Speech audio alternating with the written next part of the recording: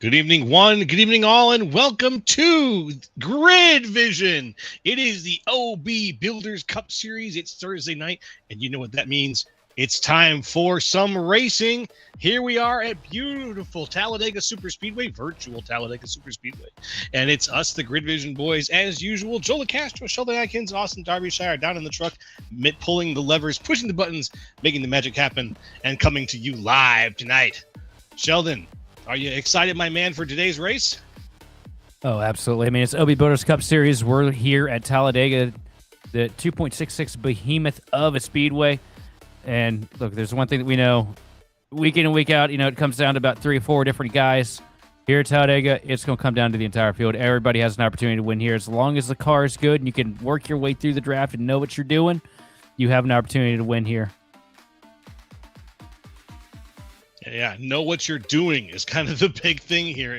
Talladega is something that you can't quite take. You can't read it on a surface level. You got to go a little bit deeper and dig deep to your knowledge of how to handle a track like this. And, well, we've got the guys who are getting ready to go around who can handle a track like this. And we're going to be talking about them in just a second here. But let's take a look at the blimp camera here at this beautiful D-shaped oval and last week's race results. Now, here on the OB Builders Cup Series, it was Patrick Gitter with the 1-2 punch of the fastest lap and the win, going ahead and taking the gold medal there with Matt DeCiani and Kyle Holden in second and third overall. Pat Gitter led 157 laps also of last week's race. It was a very dominant performance. Yeah, nobody had anything for Patrick last week. As we get a look at the standings right now, Brandon Pastelak was still hanging on to the points lead, though. Up a decent amount over second place, Adam Beneville. Paul Hill hanging on in the third spot in the standings over Louis Bezerra. Randy Mullins Great season start for him so far, hanging on to a top 5 position here in the points.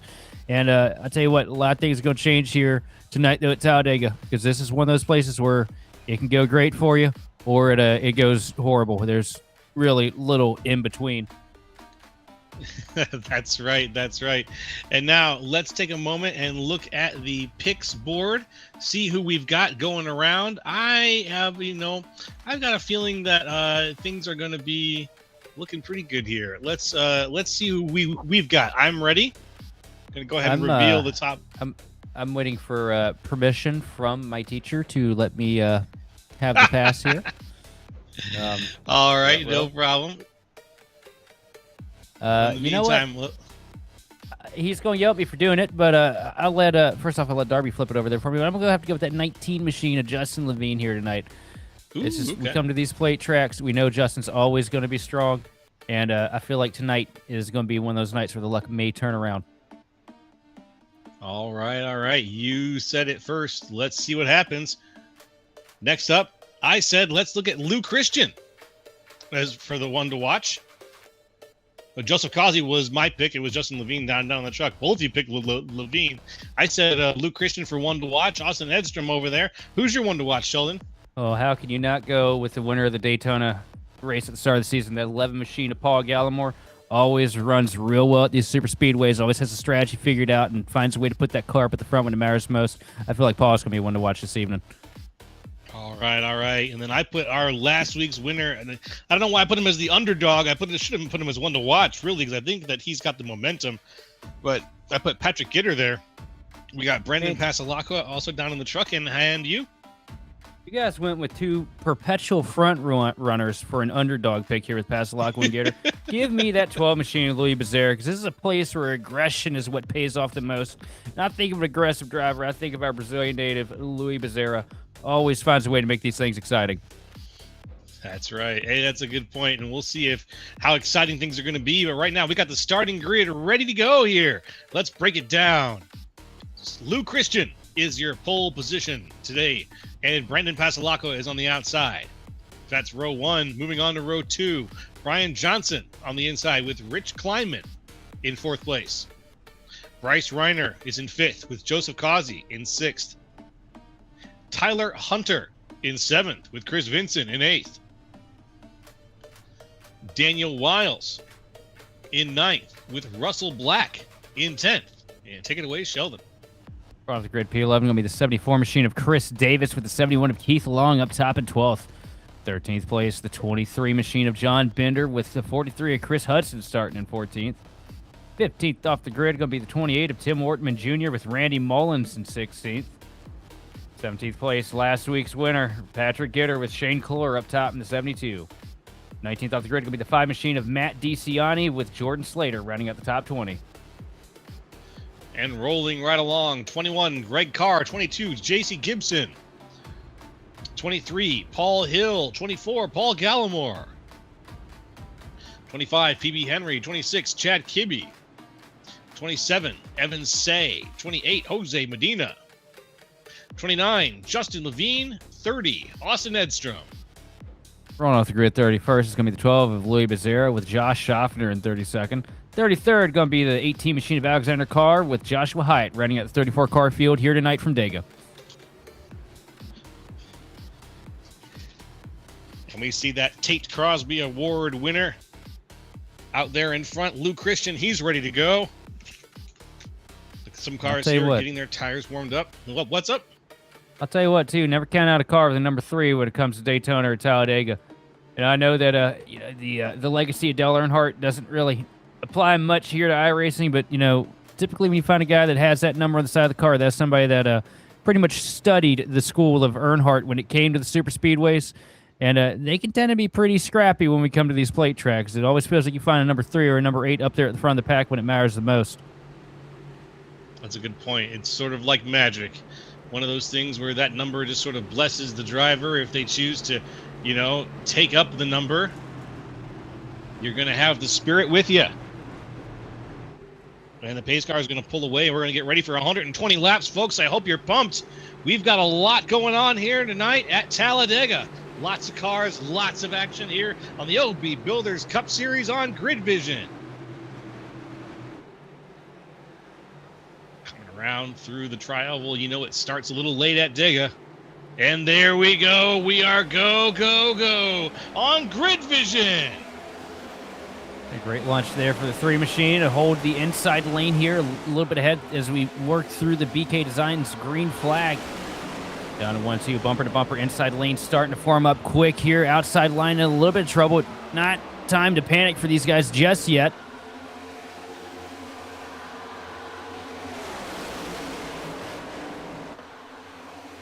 That second line is very strong. We got some people heading up to it right now as well. We go past Lockwood, getting a push from the 7 machine of Rich Kleiman here into turn 3 as they work past the Alabama gang super stretch.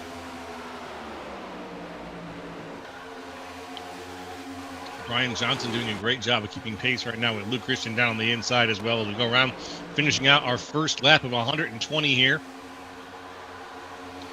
Both lines still formed up. Both lines still going strong. A little bit of oscillation there on the inside line, but not too much.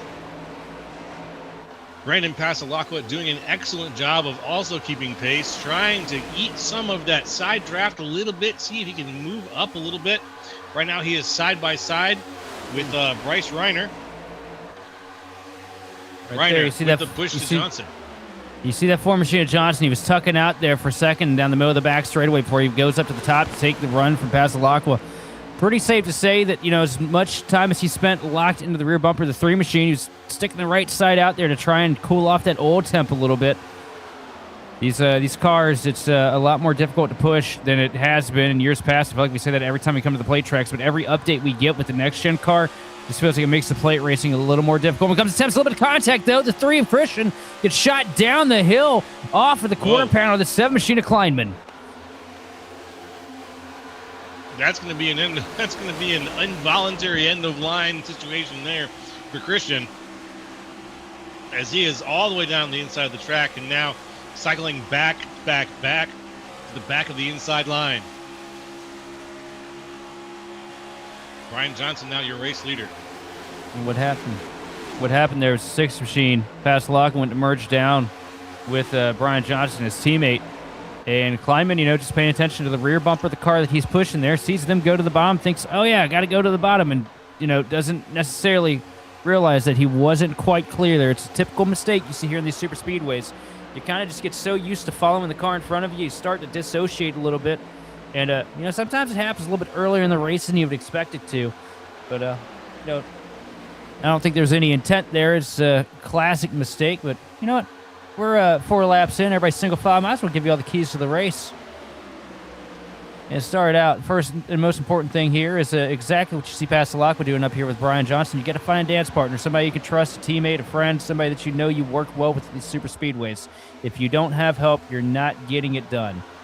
Second of all, you got to keep an eye on your temps. You can't win this race by blowing the motor, but you sure as hell can lose it. And it's very easy to do it with this current package. And finally, this is I'm gonna try this. All right, Stirb nicht. Is that how that goes in German? Our producer doesn't know either, so I probably look like a complete idiot. What that means is I've been told that translates to "don't die," but based on our production quality, you know, that could have gone through Google Translate a couple times. I may have just said something I shouldn't have.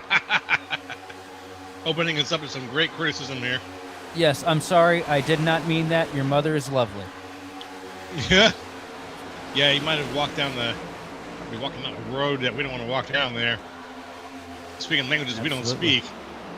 So look at this. Always wanted to stir the mix here at these super speedways. Already to the outside line. Joseph Causey in the 88 Snickers Dart machine. Trying to get up to the front of the pack. Getting a little bit of help here from the 71 machine of Keith Long. I'm surprised, though. Old Levine and Edstrom aren't up there aligned with Causey, because those 3 typically don't give each other any breaks here at these super speedways. They typically stay lined up. Right now, Causey is leading things on the outside line, but the outside line is falling back. A little further back than he probably wants to. He's side by side right now Joseph Kazi with Randy Mullins. But in the turns, he gets that little burst of speed, and he tries to make his way up ahead. Kind of wondering what's going on here with Levine's paint scheme. That's a little mismatched there.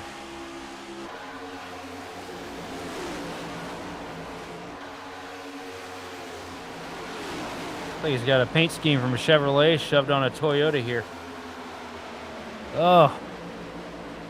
What happened, brother? Yeah. Just not lining up in your brain? You don't play with trading paints as close to the start of a race. Yeah, that is, producer, that is on my computer as well.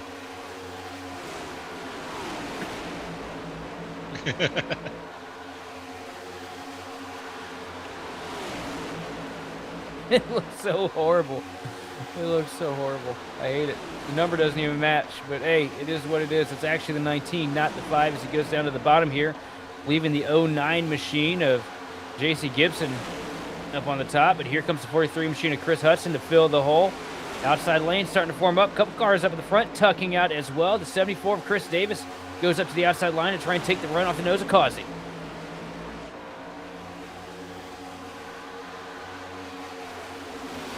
Watching things way up front as well.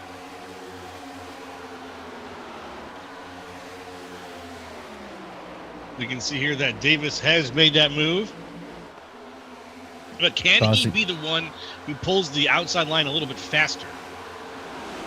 Oh, with this package, you got so many cars lined up on the bottom end of the racetrack right now. You really need to get a couple cars up there with you. We're talking, it's probably going to take, about 8 to 10 cars to really tow that outside lane. So many fast cars lined up on the bottom here. It's basically going to turn into a single groove race unless some guys start to duck out and try to make some moves here. That's right. That's right. Right now, Causey is very close to the bumper of Davis there, too. He needs to watch his temperatures because we've seen engines blow here from a lack of lack of air. Edstrom now cycling to the back. Yeah, Edstrom losing a lap early here. I think he missed the grid. Yeah, no, he's going to fall back in line here, though, right behind the 3 machine of Lou Christian. So at least set him up for a lucky dog if we somehow end up with yellow.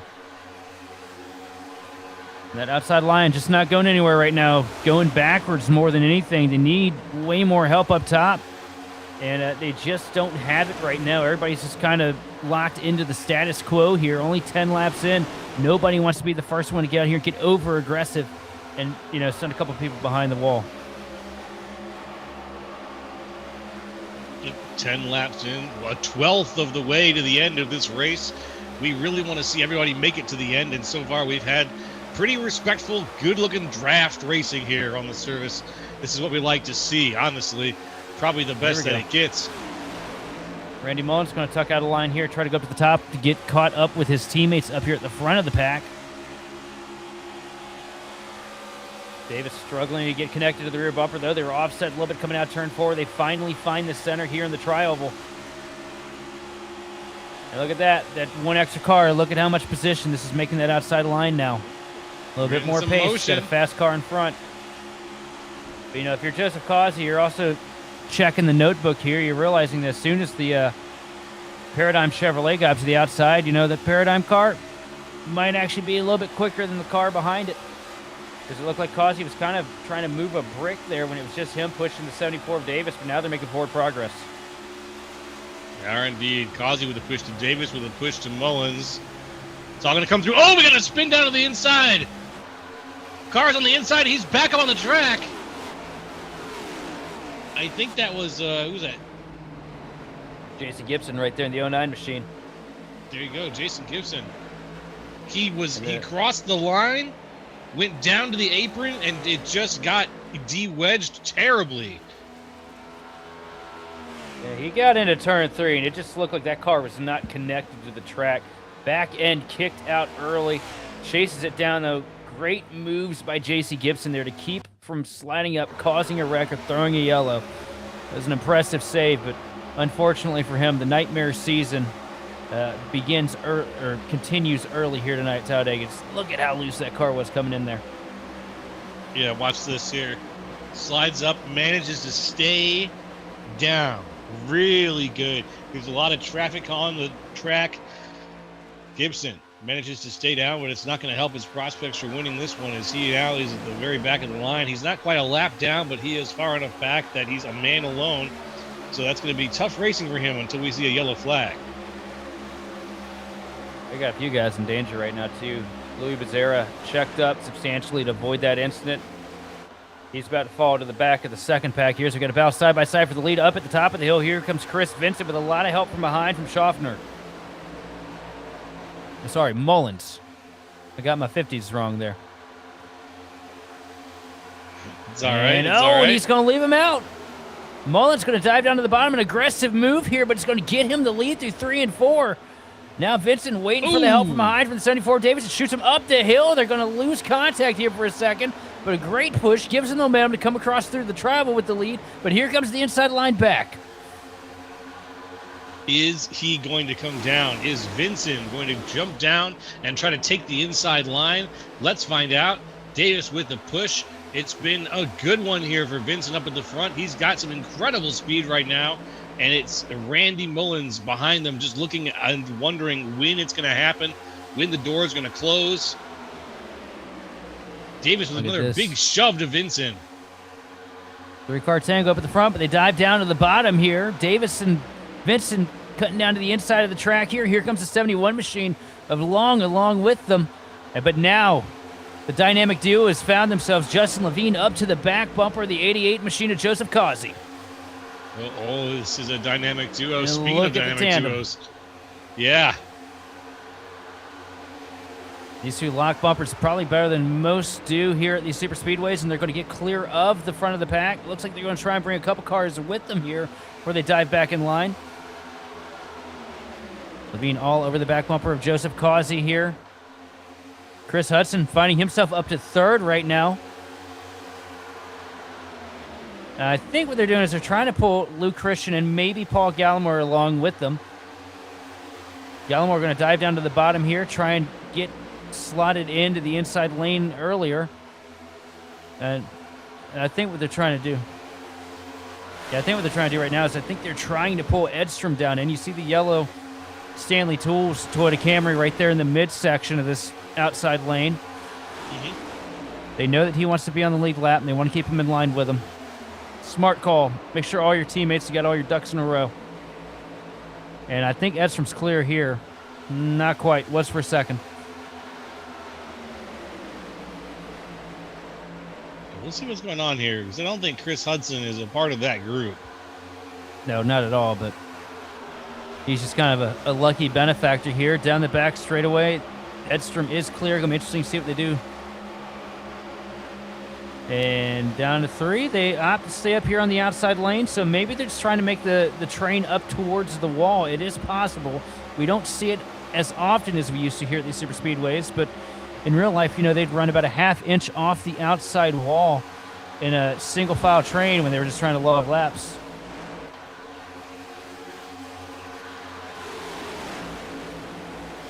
We're not seeing them get that close to the outside wall, at least not on the inside and outside of the track here. On either of the stretches, I mean.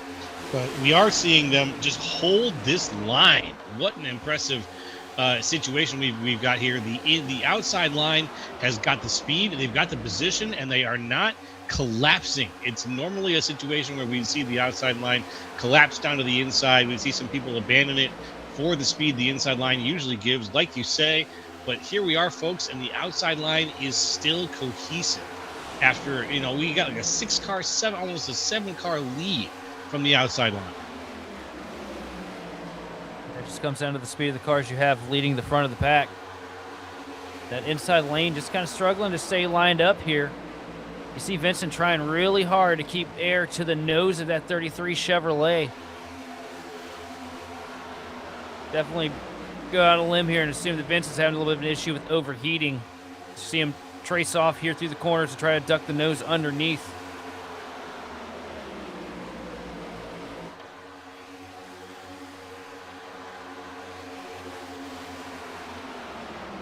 Now Causey with another smooth entrance here. in the turns. He is staying in between the dotted lines, but he is favoring the inside of them as much as he possibly can. The trial was about the only place he's allowing himself to really cross over that dotted line.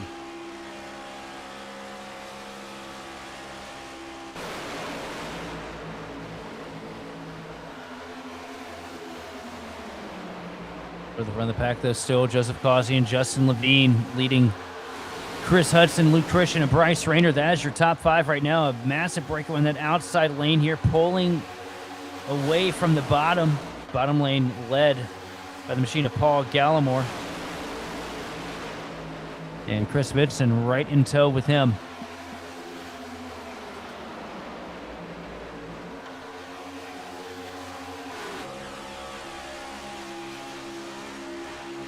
Right on board with Chris Vincent here. Let's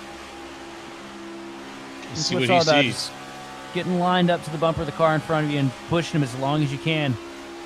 That's how you make speed here at these super speedways in the draft. Right there, you see him let him build a gap into 1. That allows Vincent to cool with the temps. Now you see the 11 machine of Gallimore slide up the hill a little bit. That allows a little bit of clean air to get to the nose of his pushing car of Chris Vincent. If you're the leader, you got to take care of second place in line. Otherwise, you're not going to go anywhere. You got to make sure that guy behind you is able to get air to the nose if you want him to push you down the straightaways, if you want to be fast. And that's what you're seeing here. But now the 33 machine having a little bit of issue with the oil temp. So now he has to go up to the outside lane. You got to kind of balance the water temp as well as the oil temp here. And it's kind of weird how it works out. The the left side duct of the car seems like it controls the water temp. Right side seems like it controls the oil temp.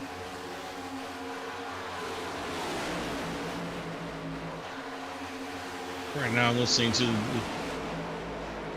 drivers chat a little bit as they get themselves situated for even more laps around here. Lap 21 right now of 120.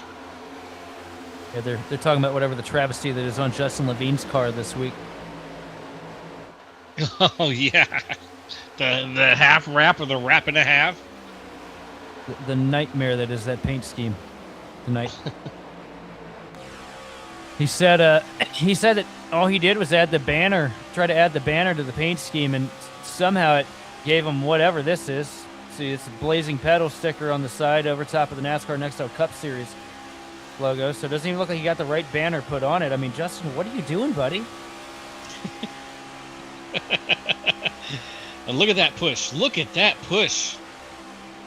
The 5 is absolutely on the bumper of the 8. He does have the spec map. Yeah, it's the whatnot. So he has the spec map at least. So if you squint, I mean, it's definitely still not mint, but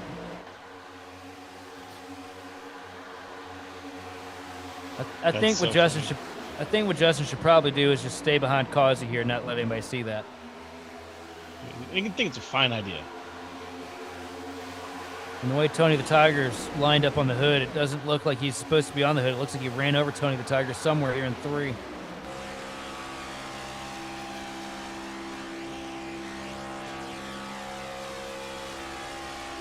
This is insane how close Levine is right now. I'm wondering how the temperatures are doing in his car. That's what Tony's saying right now. Yeah. Yeah. It's like the shark from Strange Wilderness.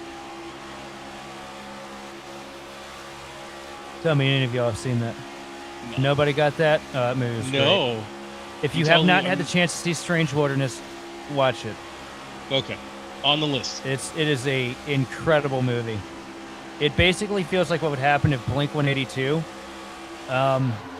ran a wildlife documentary company. Because I swear, the main actor, I'm not the only one, right, Darby? Like, the main actor reminds me of Tom DeLonge. Like, when, especially when they did the video for First Date with the blonde wig.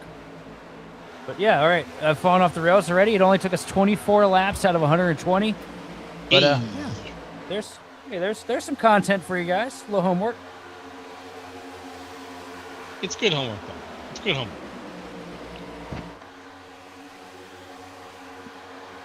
And this has been, honestly, some great racing. We narrowly avoided our first yellow earlier. in this race with just about 10 laps ago, not quite 10 laps ago, with JC Gibson with a bit of a self-inflicted dip down to the inside of the apron, came back up on the track, almost through the first yellow, managed to avoid it with some really excellent racecraft, stayed out of that situation. Now Gibson's going to be at the back of the pack, but still on his feet, whereas the pack itself, well, they cannot be defeated at the moment. The outside lane is still showing the inside lane exactly how it's done. Hey, Joe. Yeah, it's up. Do you know the only two places in the world that you can find sharks? No. Where is that?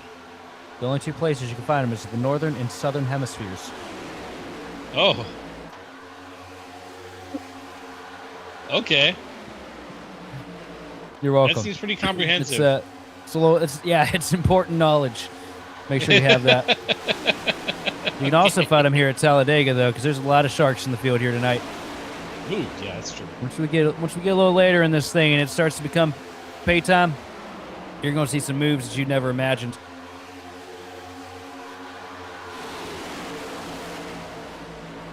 I would love to know some of the strategies going on in some of these drivers' heads in terms of how to handle a track like this that's a little on the longer side. We've got a little bit more of a reputation for being able to do this multi-groove racing. Like, what is your strategy coming into Dega? Well, I mean, don't die. Yeah, that's fair. Don't end up in a pack that's, 5.5 seconds off of the front of the field. That's also not a good place to be. And typically my strategy, though, is just go to the front, try to be up in the first, 2 or 3 rows. Try to lead as much as you can. Because I've always felt, once you get back from that third row, your likelihood of surviving goes down to nothing. And if you're sitting mid-pack around 10th, 15th, and you're locked in, surrounded by cars, there's no way you're avoiding the wreck that's about to happen, probably directly under your nose.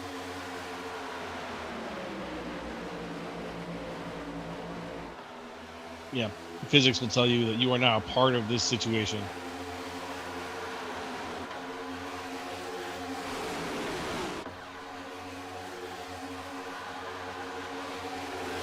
You watch him come down to the tri-oval again. Out in front, Joseph Causey, Justin Levine leading this race from the outside line. Yeah, that's going to be something I feel like we're going to end up saying a lot tonight here. Levine and Causey, man, they just always work so well together here at these super speedways. And it seems to be the running trend when we come to these tracks, no matter what league we cover or where we see it. I mean, you see it all the time with these two. But Chris Hudson, that's going to be one to keep your eyes on, too. That's a scrappy driver there behind the wheel of 43.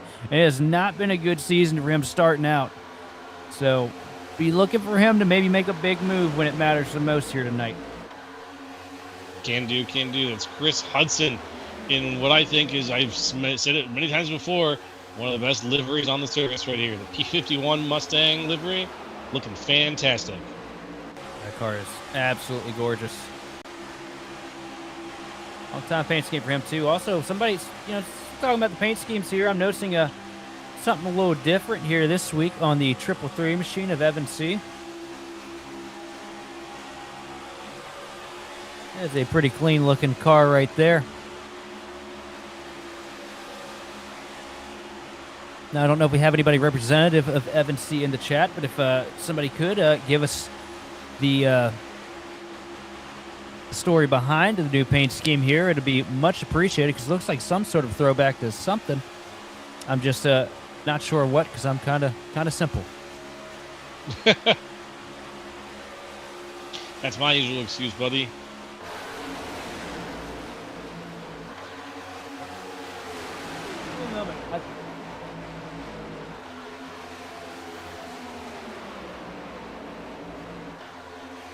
Look at this perfect 2 wide situation still happening here, folks. But now the 2 lines are almost even again. Yeah, inside line's really been starting to eat away at the lead that this top lane has had here these last couple of laps. Going to be a bit of a struggle here, though. They lost contact there with Chris Davis for a second, but up to the bottom here. Here comes the 11 machine of Paul Gallimore, trying to flex his muscle and take over the race lead here, neck and neck here through the tri-oval.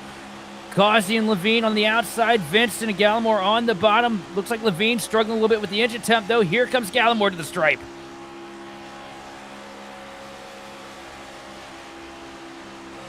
That's going to be a lap lead, I think, for Paul Gallimore. Top line starting to fall back here. A little bit of a struggle for these guys. See how much Levine is tapering off the back of Causey here. It's definitely something temperature related for the 19 machine.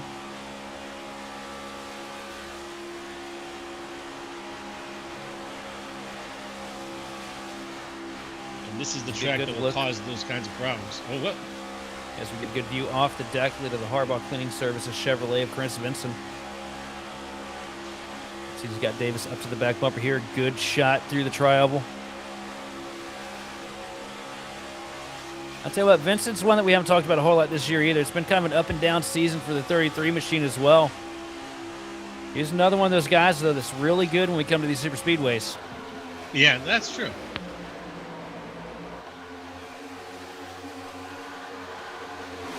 He's a name that you're going to see running up front a lot. Absolutely, but how about Gallimore up here trying to work towards a super speedway sweep this year? Remember, won at Daytona off of the pole. You know, none of us had him circled to be the one to bring home the hardware back in February, but he was able to get the job done. And you know, these tracks really seem to be in his wheelhouse. Started a little bit mired in traffic. Started this race off in 24th position. One of the biggest movers here this evening, aside from Causey and Levine.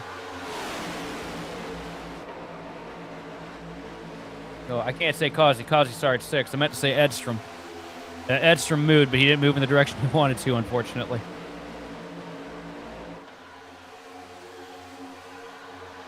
Nope, sliding backwards. Whoop, Causey. Oh, and abandons Levine. the top line.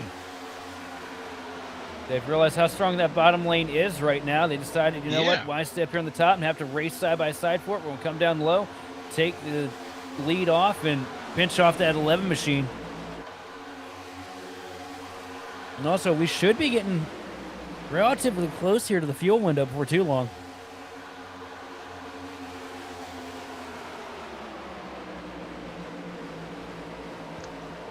That's going to shake things up.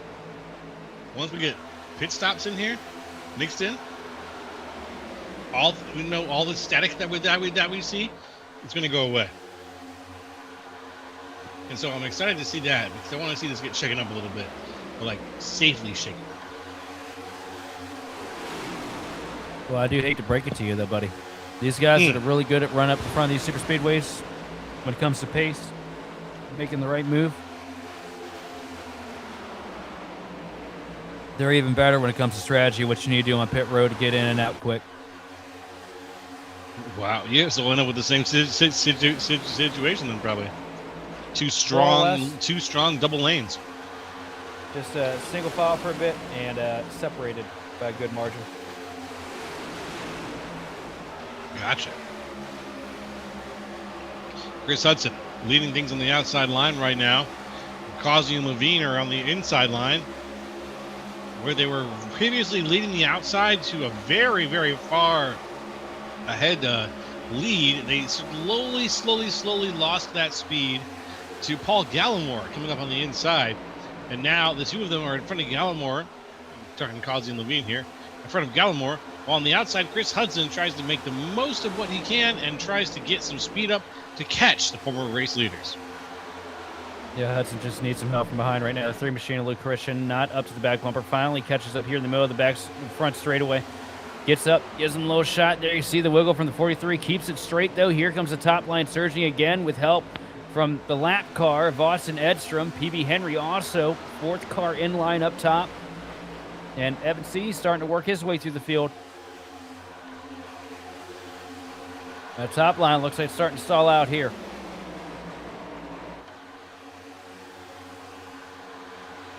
Yeah, there's not enough cars in there anymore, and they're very spread out.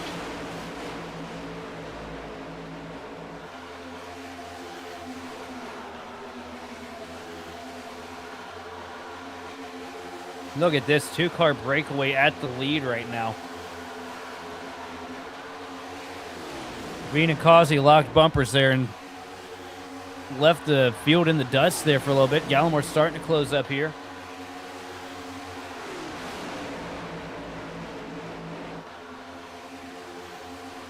Gallimore can close that gap. He can get these guys even more speed. But if we want this to get competitive, we're going to need Chris Hudson to try to get pushed. Big shot there. Big shove from the 3 of Luke Christian to the back of the 43 of Chris Hudson.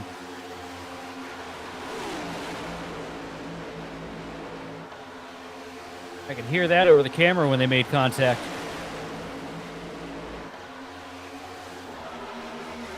The thing you gotta be careful with when you start tandeming with people here at these super speedways, it's very easy to get a massive wrinkle in the nose of your car. Sometimes you just get hit with a little bit of net code there, and you don't notice it. The guy in front of you doesn't notice it, but you pull Right. off the rear bumper, and next thing you know, the center of the nose looks like you hit a deer. Oof. Ooh. It's not a good visual at all.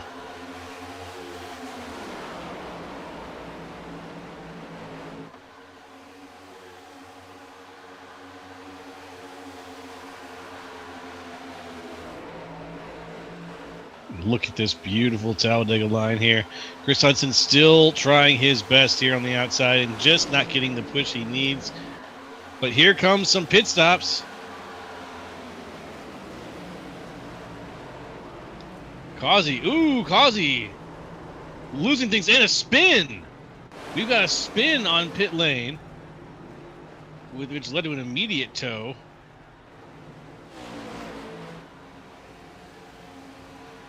Wow, that was close for Joseph Causey as well. Causey losing a lot of grip as he was slowing it down coming across the line.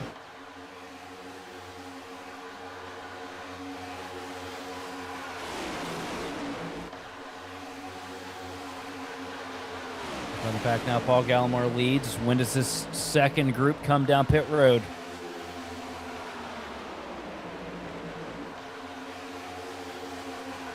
That's a good question. And When here does the second comes just about all of them. Well, majority anyway. Not a majority. Enough of them. Oh, Whoa! one car around. Synchronized spin coming into pit road. And around goes Gallimore off the nose of the 74. Well, that was exciting. Sorry, the 71, and that is Keith Long, and the 71 gets into Paul Gallimore, and heavy damage to the left front of the 71 machine of Long.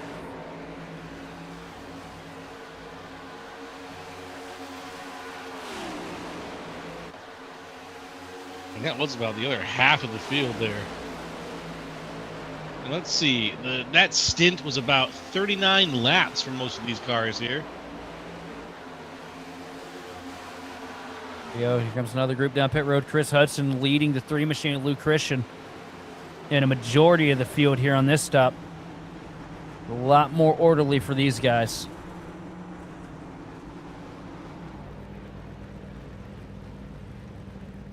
And right now you just come in, 2 tires, fuel. Oh, one around. I think it's a 25 machine, a car.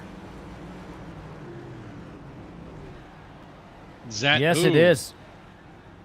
Yep, misses his pit stop, backs it up hard into the wall.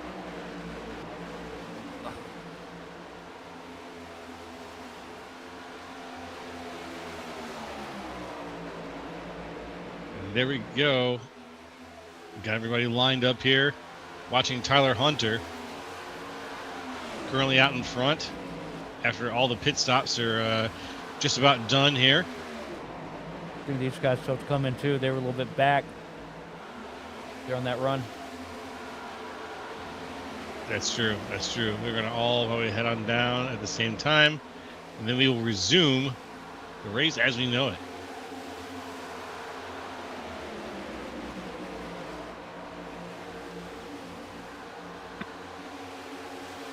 Is that speed on the outside? Yes, it is. Great speed on the outside. Yep. See the pack right now led by Levine.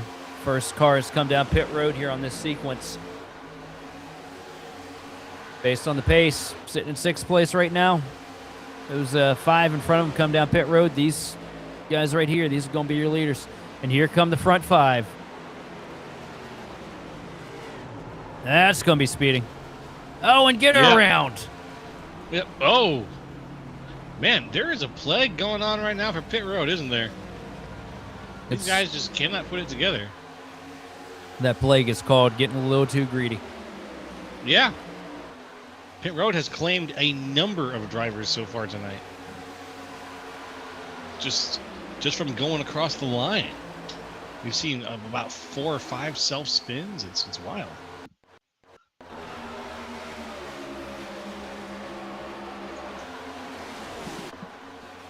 The first group came down pit road, just Causey, Justin Levine, handful of others.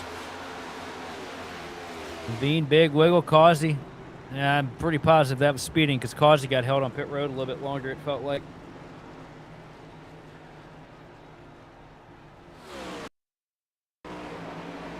Let's see what happens here with Chris Vinson.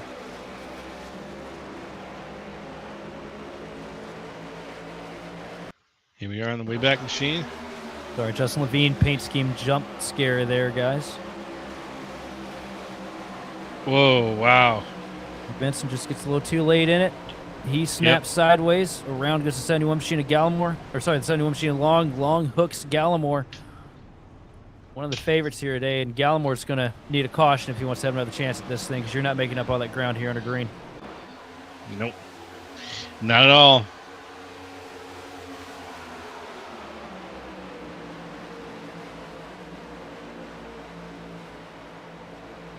With Justin Levine out at front, has got a nice pack of about, let's see, 1, 2, 3, 4, 5, 6, 7, 8, about 8 cars with him right now. That's a good set of cars to keep your speed up and to stay at the front of the race. Did you count that with your fingers, Joe? I kind of with my eyes. Can't see with my fingers, Sheldon. That's silly. No, it. It's not like you count off on your digis there, buddy. Yeah. Gotta give you a hard time. I know. It's okay. I kind of walked right into it. It's fair. Yeah, you certainly did. No, we have reached that low point, though, here. Where everybody's just going to be single file now. It's just a matter of saving fuel to the next pit stop for these guys. Just typically the point where I'm asking for somebody to wreck, because it's behind the wheel, this becomes kind of a monotonous stint in the race.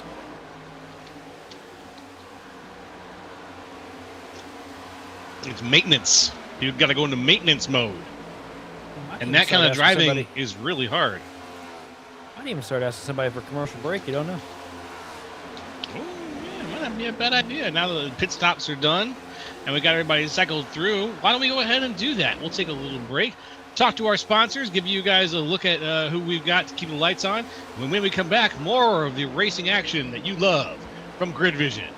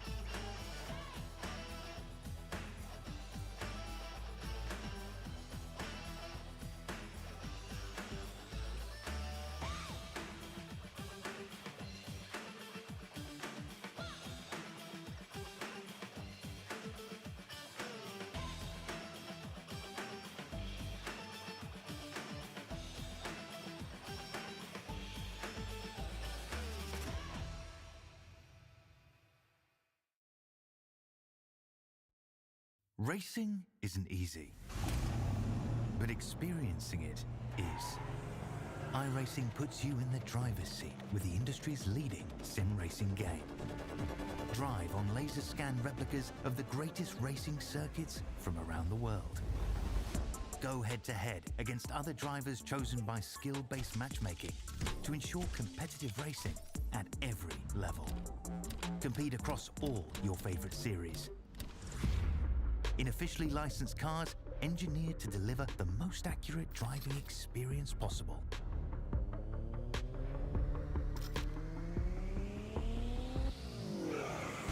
Join a race or host your own with players from across the globe. Race against the computer or in a league with friends. Feel the thrill behind the wheel. Visit iRacing.com.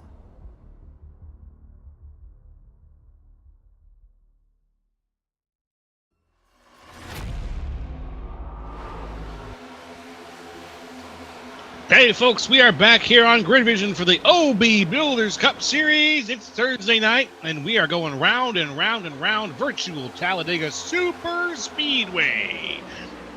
120 laps. We are on lap 50 right now of 120. About 70 laps to go, give or take a little bit of the NASCAR math there. But as we go around here, I want to remind you who we are. Joe LaCastro, Sheldon Atkins, and Austin Derbyshire, the Grid Vision boys, bringing you the best in live racing tonight here on the service. And the OB Builders Cup Series is providing it. We have had green flag racing now for 50 laps of Talladega. Can you believe it? If you can believe it. It has been a fantastic race. Yeah, so far it's been really clean here. And what you're seeing right now up at the front of the pack, Justin Levine letting some of the lap traffic get in front of him. Let Joseph Causey, Austin Edstrom get up there as well, trying to kind of help his teammates get back on the lead lap. But another thing this is doing, though, the more these lap cars Justin gets in front of him, the less throttle he has to use, the less gas he has to burn through. Smart strategy here. When you got a pack of guys behind you, you're all single file, you don't have the majority of the field breathing down your neck, you can kind of make some calls like this to make something happen. At least have a little bit of insurance to make it longer in the run than anybody else. And so that insurance is happening. We're seeing it. Oh, new paint from Paul Hill this week, too. Oh, let's see who's got on the car. I think that's potentially a broken trading paints there, actually, producer man.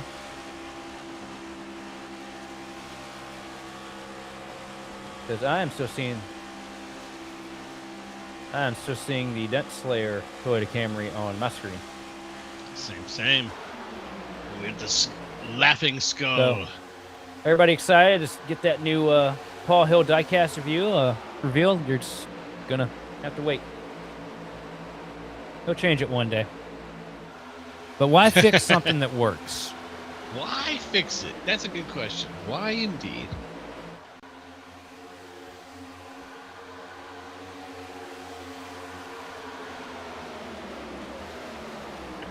Up here at the front of the race, keeping track of how things are going, we have a lot of single file racing going on. That outer row, which we had for so long during this race, has collapsed completely at this point. There is no outside lane anymore. It is all about finding your groove in the groove that the guy ahead of you is driving, and everyone is driving that groove down on the inside line, close to the paint, before you get to the apron. Everyone is down there riding the line here at Dega, just trying to make this work for them. Right now, what's going on is everybody's trying to save fuel here. Same kind of thing that we see it in real life. They go 3 wide when they do this in real life, though, because they back the pace up so much that they can just make that happen. And it's mainly them just trying to get away from the checkups here. But when I racing, things a little bit different with the aero package ever so slightly. So just kind of run single file down to the bottom, lowest distance. And if you're up at the front of the pack, you're not saving quite as much fuel. If you're about 10, 15 cars deep in this pack, though, you're pretty much running majority of this track without even thinking about touching the throttle pass halfway.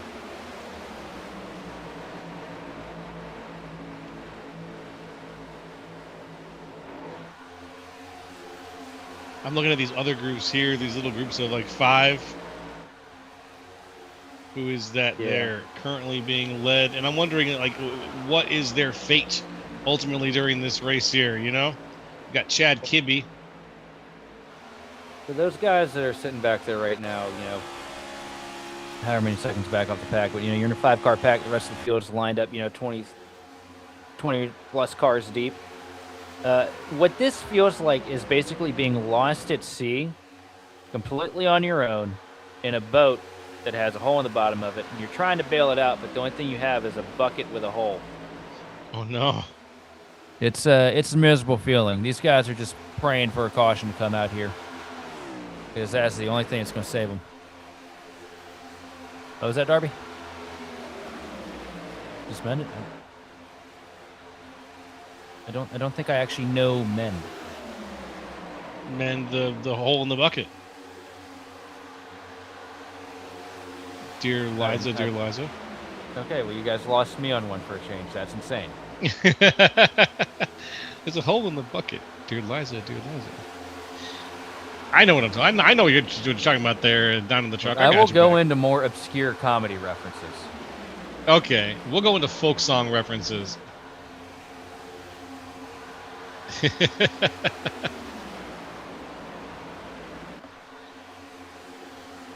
Since I was a wee lad. Well, my family didn't like fun, so we didn't like too many songs. Well, that would be fair. If you didn't like fun, you didn't learn that song. That's for sure. Because that song is a banger. But yeah, these guys are bailing with a bum bucket, and it's just not happening. I was just learning Offspring songs from my mom, and then repeating them to my grandmother, and getting grounded for like a week. She was not a big fan of Pretty Fly for a White Guy. We'll go with that. Aw. Specifically the intro of the song.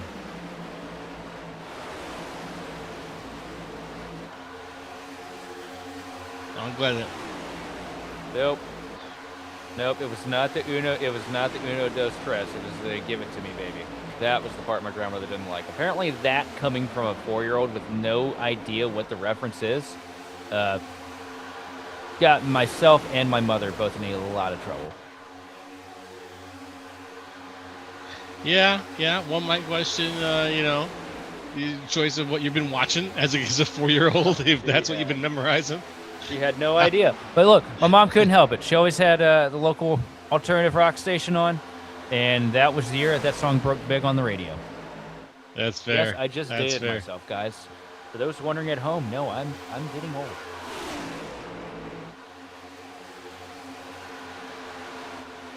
Yeah, I was in 5th grade.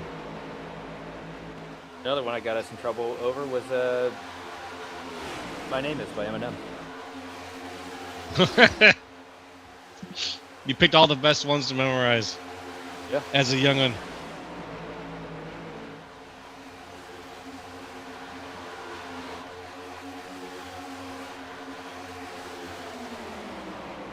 Well done, sirs. At least it wasn't 97 Bonnie and Clyde that I decided on my grandmother. That would have probably been really bad. Right now, everybody single file, just working together here, trying to save fuel. This is the part right now, if you're a driver, the psychological part on this end of the race. You're completely bored. You want to move up. You want to make something happen. You want to do something. But nobody, everybody just, they want it, but they don't want to work for it. So everybody just stays single file. You stay packed up, and you continue to be bored and get frustrated after a while. And you just zone out, space out. Right now, the guy sitting in 8th place, probably thinking about, how his wife left the steak this evening a little undercooked.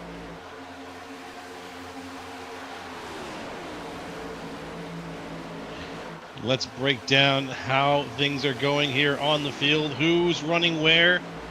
and how it's looking right now. Justin Levine is out in front, taking things away here with Daniel Wiles in second, Bryce Rayner in third, Russell Black in fourth, and Chris Davis in fifth. Now somebody that's kind of standing out, a name that we haven't really talked about a whole lot this year, though, but sitting, well-rounded ninth place, led a couple laps here, went for a bit of an alternate strategy call, but the machine of Tyler Hunter, the 48, pretty sure he's a recent add to the series. Don't quote me on that if I'm wrong, but don't recall seeing the name out here, but running very well here in that EPI-powered Toyota Camry. So you get a look at some of Tyler Hunter's info. We're going to move on back here to the 5 machine of Matt DeCiani. Another good run for him as well. There we go. There's Tyler again. Look at that. Clean suit, clean haircut, solid beard. Running pretty well here tonight at Talladega, though. And he does not like anything. He has no interest in nothing. But we do know that he drives for EPI. So, hey, at least we got the most important part here. Not like we couldn't read it on the card. Come on, man. Fill out that driver card. At least we got that. 2 more down the list here. We've got Matt DeCiani, and then the winner of last week, the fastest driver from last week, that's Patrick Gitter.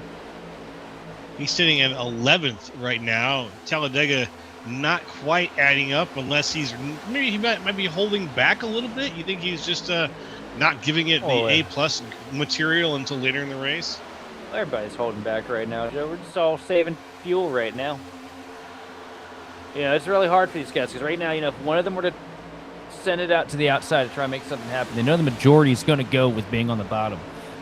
You're just going to go back 15, 20 spots until you tag onto the back of the pack. And at that point, you can't really save much because you're spending all that time trying to stay up to the bumper of the car in front of you.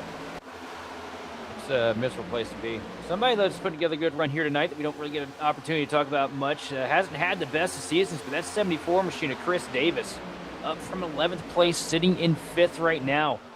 And I do believe a new paint scheme for him, too, because I don't remember seeing the GMD colors here in weeks past.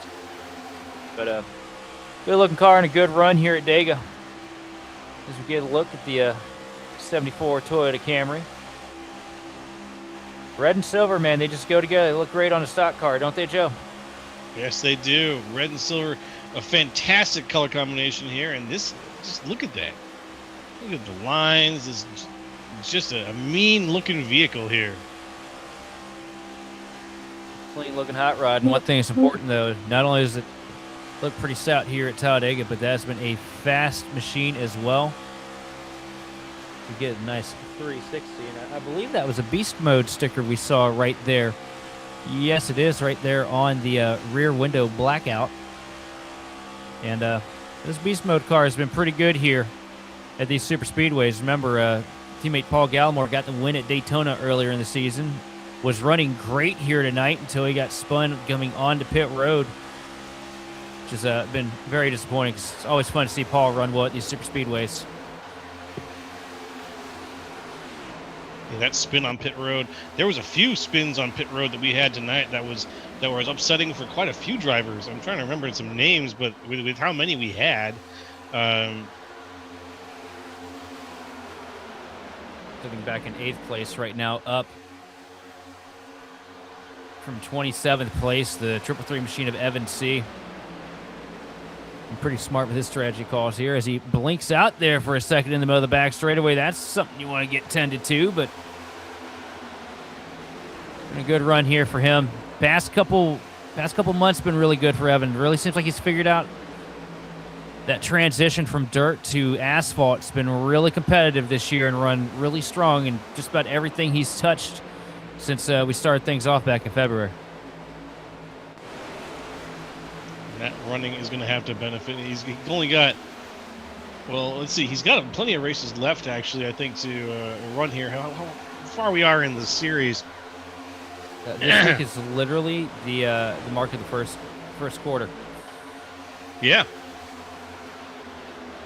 Not bad, not bad. Hey, we just crossed the halfway mark in the race as well. Now we are racing out of the forest here, trying to go ahead and get down the last 54 laps in today's race. It's been flying by here, absolutely, from Talladega as well, folks, here on Grid Vision. Really cruising by. We hope you've been enjoying watching so far. If you're watching in the chat, you've been joining us, thank you so much for watching. We really appreciate it. Be sure to hit those like and subscribe buttons for us. Follow along. If you're watching on Twitch, hit follow, because we love to engage with our fans, and every little bit of support goes such a long way here as we bring you the best in the business. That's one other good thing that we could probably get pulled up here right now is how long these stints have been for these drivers, starting to get close to that second pit stop. Yeah. We're expecting these guys to dive down pit road here before too long. And after this stop, I do believe that means there'll be one more stop to finish things out here tonight, and that'll probably be a short fuel. Now, out at the front right now for Justin Levine and Daniel Wiles, I'm seeing them on lap 29 right now. And I think it was lap, what, is it 39 that we pit last time? I think so. So we probably got about 10 laps to go until the next pits really start kicking in here.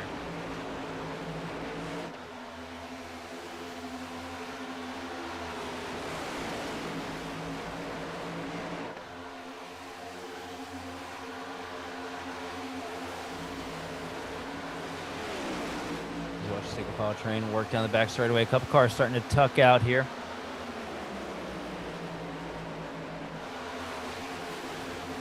Tim Wortman Jr. up to the outside line with help from the 4 machine. And Brian Johnson, Shane Clore in line, as well as Jose Medina. More cars on the outside lane. A couple guys trying to make a move here as we get into the closing stages of this sequence. This is the part where you start to race a little bit more. You know the pit stops are coming soon. If you're in the back of the pack, you don't want to be back there. You don't want to have an opportunity where somebody can spin out in front of you on pit road, check you up. You don't want to be the last guy on pit road because there's an opportunity that you could lose the draft if you have a bad pit stop. You want to get as much track position here as you possibly can. See the 28 machine leading the charge, just a couple rows up from the tail end of the pack. Now huge surge of momentum for Tim Wortman Jr. Lots of good pushes from the 4 machine of Brian Johnson. Another car attacking onto this train on the outside lane. The 95 machine of PB Henry moves up top in his CFM-powered Chevrolet. He's going to try and make something happen here at the end of this run as well. Look at that. Brian Johnson absolutely slamming the 28 machine Tim Wortman here through the tri-oval. Hang on, Tim. You're going places, buddy. And look at this. Up to the front of the pack here for the 28.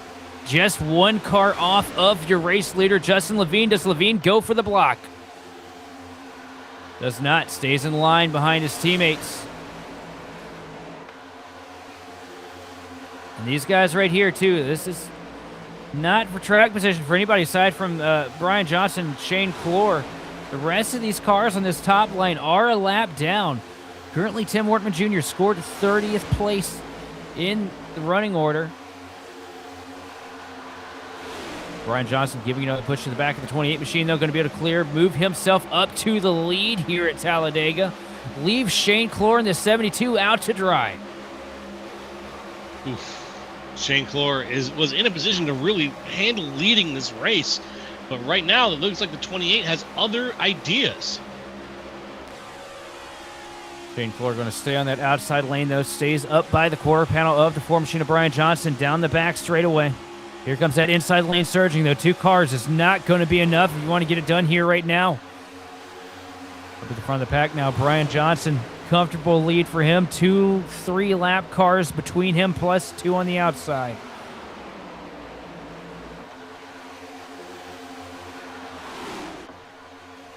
Currently, Levine falling back to 3rd right now because Shane Clore able to nurse that outside line with the help from Jose Medina. It's just the 2 of them, though, there. It's not going to be enough, man. It's not going to be enough. They need a lot more help there to make that outside line viable, and they're too far apart. I think that they're hopeful, but it's just we're going to see that line fall further and further back as time goes on. Did you say it's just the 2 of us? Except I would change the next lyric to "We can't make it if we try." Wow, you are just You're definitely a glass half empty kind of guy, aren't you? In this case, yeah, I am. Just in this case, though. I need to believe in the heart of the cards.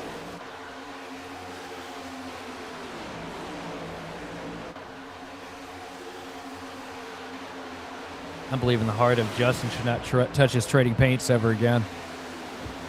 I'm getting a headache looking at that thing. Oh, big surge. Third lane coming in. Handful of cars working the top. Here we go. A lot of momentum. Here comes Patrick Gitter up to the back bumper, the 5 of DeCiani, and that is being fronted by the 48 of Tyler Hunter. Brandon Pasalacqua in line, as well as the 54 machine of Randy Mullins. These cars also on the lead lap. These are for position for your race leaders if they can get up there. Running on board with Tyler Hunter as he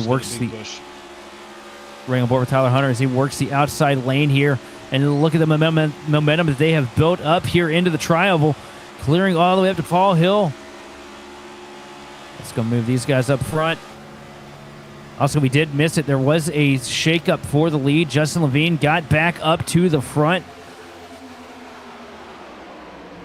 But here we go. Here comes the 48 machine of Tyler Hunter. Lots of help from the 5 of Matt DeCiani.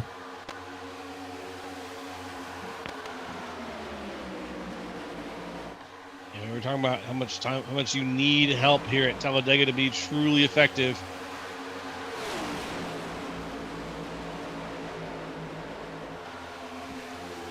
This is the best lane we've seen form on the top line since that first round of green flag pit stops as well. So true, so true. There's so few of them, though. Yeah, but the cars that they do have up there are bad fast here.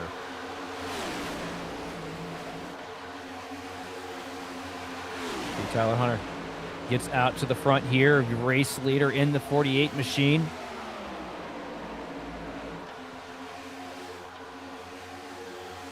The 2 wide situation has begun again, and it's getting stronger every lap. Also, the back half of the field just said that they're going to be coming in on lap 80 for what will... I'm not sure if it's going to be the final stop, but it's going to be a stop. And that's me do math right now. I'm watching them race up at the front of the pack. Nice separation here for the 48 machine. Tyler Hunter, DeCiani, and Gitter in tandem right behind, pulling the 6 machine of Brandon Pasalacqua. And down to the bottom, Pasalacqua gets hung out to dry here. Only help he has now is the 54 machine, his teammate Randy Mullins. Ooh, not bad, not bad. Ooh, underdog pick there. And I just don't know how to call. I don't know how you'd call Pasalacqua an underdog.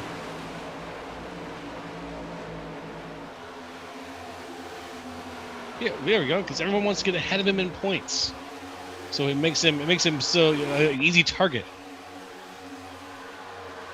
You show me anybody thinking about points on week 9 at Talladega, and I'll show you a liar. Okay.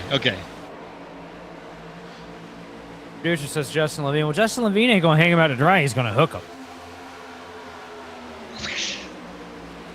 Left hook. That'd probably be right. You got to make sure that you Right fold hook. him. Yeah.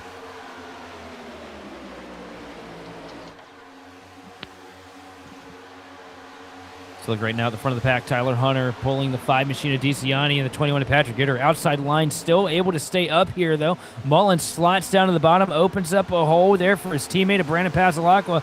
Tim Wortman Jr. comes up to the outside, though, with the 26 machine of Paul Hill.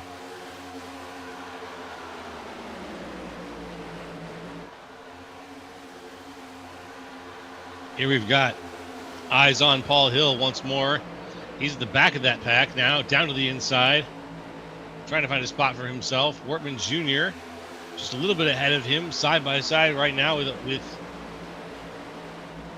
he's side by side right now with Mullins, I believe. Paul realized that they weren't going to make that work if he stayed up there with the 28. They just go to the tail end of the field, found a hole, ducked back down into it, right in front of the 87 machine of Austin Edstrom.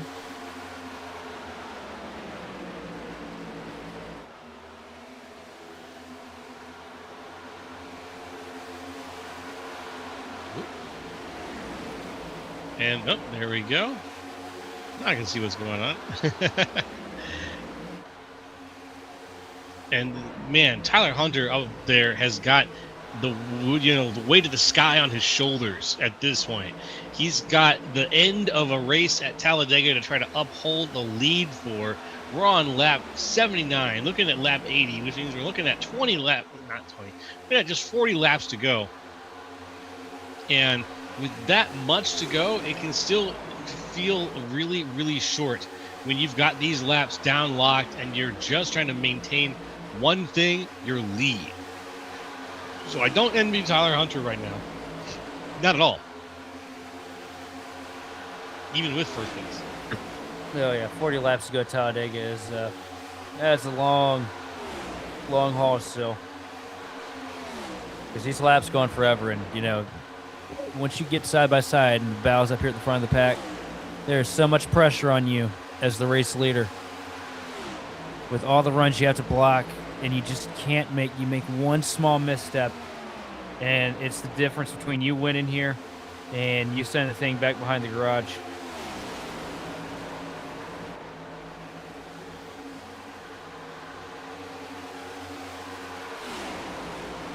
Do have some call outs for pits. We're on lap 38 of this stint, which means pits are about to happen. Here's the question. Anybody gonna make mistakes this time? We saw a lot of guys get taken out of contention here early with mistakes on pit road. First line of cars down pit road here. That's led by Justin Levine, Daniel Wiles, the 22 machine of Bryce Rayner, as well as Russell Black and John Bender. Also coming in this lap, going to be the 7 machine of Richard Kleiman with Chad Kibbe following and Josh Schaffner. Keith Long, Louis Becerra coming down as well.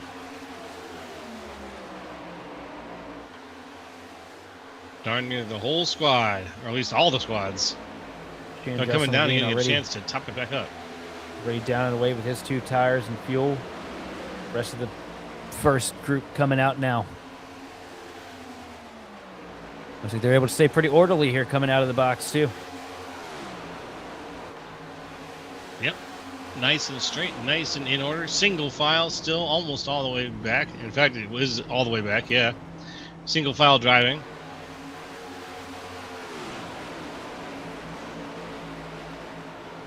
Up in front of the pack, Tyler Hunter still leads over DeCiani, Patrick Gitter, Brandon Passalacqua, and Randy Mullins. I'll say one thing, though. We talk about teams all the time. We got 2 Fortis cars up here at the front. Then we have a 3-car tandem of Paradigm machines. And those Paradigm cars, they work real good here at the Superspeedways. We saw it when we went to Atlanta at the start of the season. They were able to get Brandon Passalacqua to walk home with the hardware that week. Let's take a look at Paradigm's roster. 4 machine Brian Johnson with Brandon Passalacqua, Chris Crosby, Josh Schaffner, and Randy Mullins. As you see, this group coming down pit road here. No mistakes from anybody on pit entry. Heck yeah.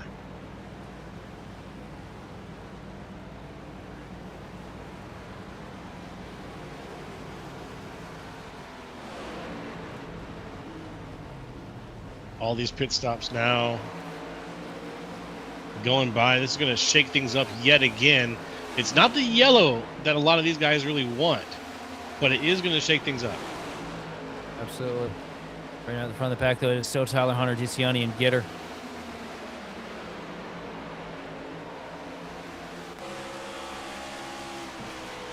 And here they come down pit road. Great entry there for Tyler Hunter. A little bit of lockup, but look like left side lockup. He's going to change them left side tires anyway, so that's not going to matter too much.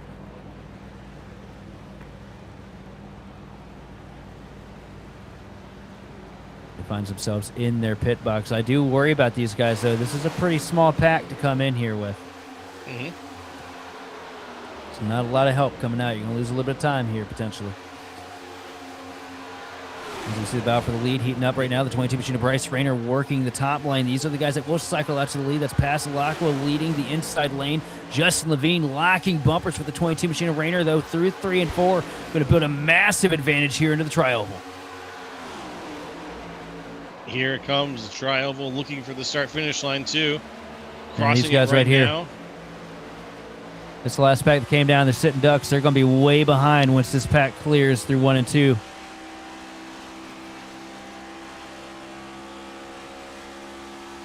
They're going to be just barely up to speed.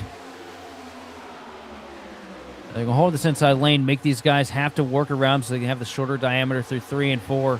It's the only chance they have at catching back up is, they can tack on this way. If they'd gone to the top, they'd have been in way worse a situation. And here we go, up to speed. They got the surge from the cars around them. Tyler Hunter going to be able to hang on for a 3rd place position right now. For the time being, anyway, the outside line's still pretty stacked up. A lot of pace for those cars up top. Daniel Wiles giving great pushes to the back of Justin Levine. Levine up to the bumper of Rayner. It's going to be a 3-car breakaway at the front.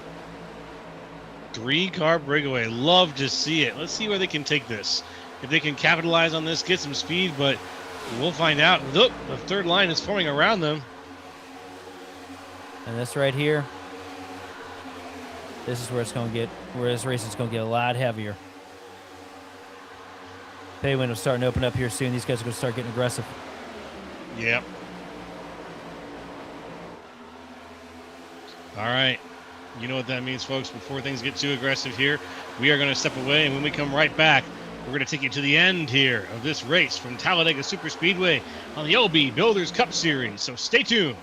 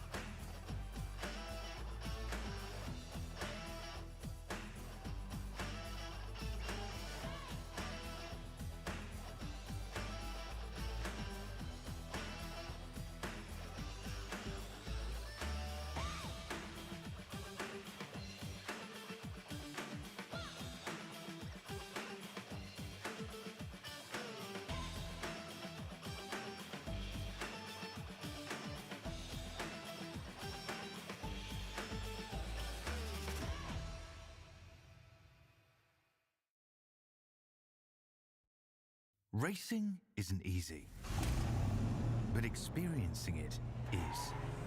iRacing puts you in the driver's seat with the industry's leading sim racing game. Drive on laser scan replicas of the greatest racing circuits from around the world. Go head-to-head against other drivers chosen by skill-based matchmaking to ensure competitive racing at every level. Compete across all your favorite series. In officially licensed cars, engineered to deliver the most accurate driving experience possible.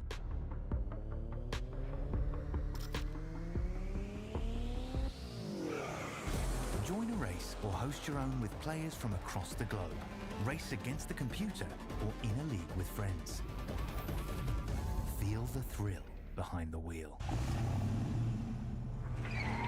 Visit iRacing.com.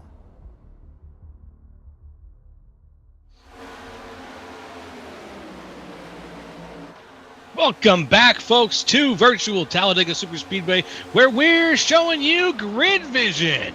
And it specifically is the OB Builders Cup Series tonight. The Stealth Racing 320, race 11 of 36 here, live and in your face and almost over.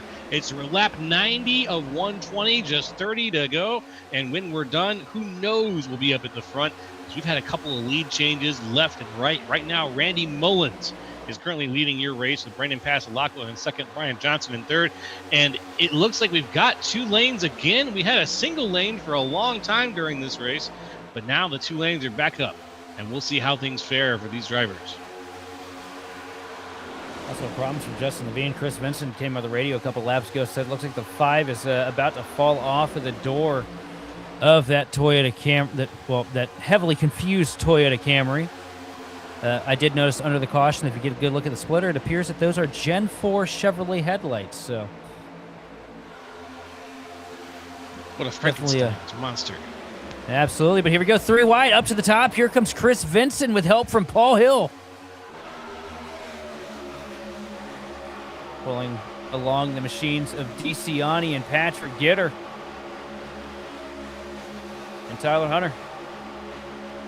We have a huge surge down into turn 3. Vincent covers the middle, but ducks out a little too early. He's going to get hung out here. Going to fall back into the sucker hole as he waits for the next car to get to him. That's going to be the 18 machine of Alexander Carr. As you see, the outside line still prevailing here, side by side. 3 wide, not working out, though. That middle lane falling backwards quick here as they're getting side drafted from both lanes. Yikes. Now the top lane starting to converge here towards the middle. DeCiani gets hung out, though. Chris Vincent leaves the 5 machine alone on the outside. And they're going to come back up and try to pick him up. These Fortis cars working together with the Bigfoot Chassis Collective machine of Paul Hill. There's a bit of a little alliance between those two camps. And you're seeing it play out here at Talladega. But Patrick Gitter ducks out here. Going to try and pick up his teammate again. He's not going to leave DeCiani on the hook here. That's one thing about Patrick. He's going to work with him all the way to the bitter end. That's right. To the bitter end, my friend. Could we say the Gitter end? To the Gitter end. Oh, my God. It lines up so perfectly. Look at this. 3 wide racing here. 3 lanes now formed. This is Talladega here, folks. This is good-looking draft racing.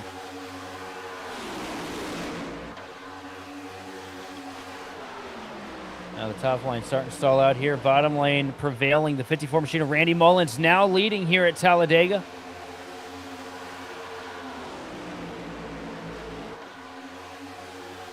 Yes, it is. Mullins and Passalacqua up here at the front, holding things down. I'll tell you what, wrong series. Had a moment. These Paradigm cars all in the line like this. 3 deep, controlling this inside lane. This is going to be a hard group to shake if you want to try to win it at this point. That's right. And not many people up here have friends to work with. You know, Paul Hill had help there with the Fortis Motorsports Chevrolets. They've fallen back into traffic here after they got broken up. You got Chris Vincent on the back bumper. Vincent's what I'd call a journeyman. He's gonna help you for a little bit, but when it comes down to it, it's you versus him. Vincent's gonna step out of line. He's gonna try to make something happen. No shame in it. That's the way you got to run these super speedways, and it's worked out for him before here in the past. But Vincent also, you know, stuck a lap down. Same thing as Paul Hill. These two are battling for the lucky dog position. If a caution were to come out right now, that 26 machine, Paul Hill would get waved around here, get the lead, get put back on the lead lap.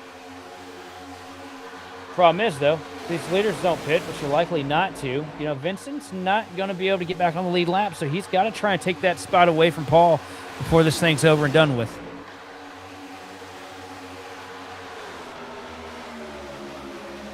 Let's see if he can. If that's his only option.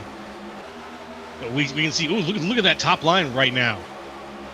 And here we go. Here's watching Paul Wiles. Gallimore off the nose of Patrick Gitter. Remember, it's been a rough night for Gallimore, too. Got spun on pit road, lost a lap and a lot of time because of it. Got to get her staying in line, though, giving him a push up here to the front. Get her now up to the 8th spot where he's sitting in the outside lane right now. And Tyler Hunter's been working with these guys a lot. No, and a late block for Paul Hill up into the fence. Goes Gallimore, heavy contact and an aggressive move. Wow, a little late. Paul Gallimore gets over the radio and suggests that. That was a bit of a late move. And that's going to do substantial damage to the nose of the 11 machine of Paul Gallimore. The right front fender folded in heavily on the Beast Mode Chevrolet. And Paul just, it's not a good block. I'll be honest about it. Just throws it a little late there. Stuffs both of them in the fence. These guys are really lucky that wasn't a big wreck. Yeah, could have been something. Could have been much bigger than it was here. 97 out of 120 here at Talladega, looking to get into the triple digits to end things out here with about 23 laps to go. And it's 3 wide in the middle of the pack. What's crazy is these lap cars are racing harder than the lead lap guys. Paul Gallimore ducks down, though, in front of the machine of Chris Vincent here. Steps out of that train of Fortis-aligned cars on the outside. As they try to push Paul Hill up to the front of the pack to help him get a lap back.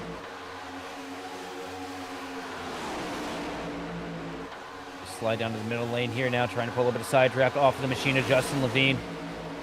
That's going to leave DeCiani out to dry again. Is that almost 4 lanes of driving here now?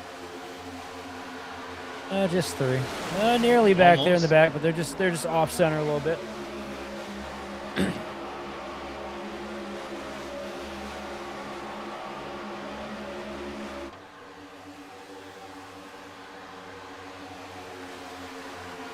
And this pack is looking very good, very competitive still going into these last couple of laps here. We've been green. But the tension meter is rising as we get closer and closer to the end of this race. And you can tell, especially with that hit that we just had there to Gallimore, you can tell that tensions are rising. And it's not like animosity between the drivers, just the tension in the air to make sure you maintain and get a good place to end this race. Yeah, for these guys right now, too, the question is not if it's going to happen, but when's it going to happen. You see these runs starting to get more aggressive. These blocks starting to get a little bit more desperate. We're just about to cross into that 20 lap to go threshold. And once we hit that, we've seen the gloves come off just about every time we come here at Talladega.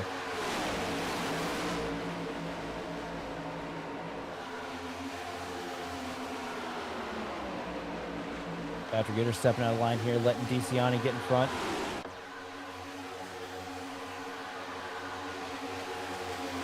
Also, we got Adam Benefield hanging out in the chat, but not on the track here tonight.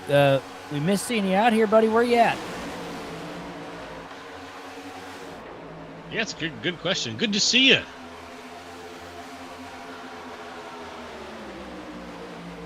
Run the pack, the 54 machine of Randy Mullen still holding on to the lead. Paul Hill, lap down, leading the outside charge with the 11 machine of Paul Gallimore on his back bumper.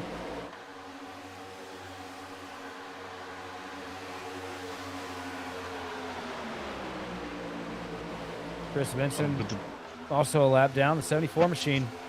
Chris Davis, 4 cars back on the top line. He's the first car for position.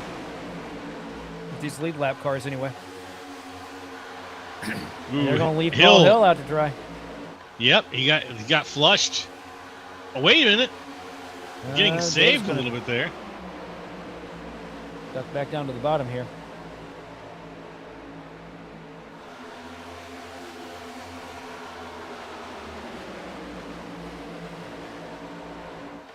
Now here's the question. Who's going to be the first one to step out of line here in the front? Who's going to be the first car to come up here and try and cover this run that this outside line is making? Good question. My guess is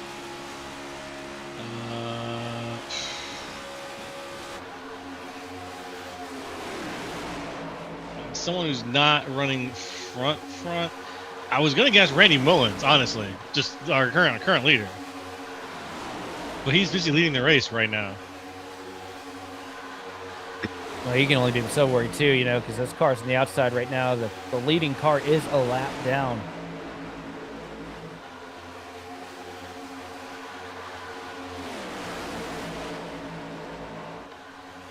Benfo says he did not make it through pre-race inspection.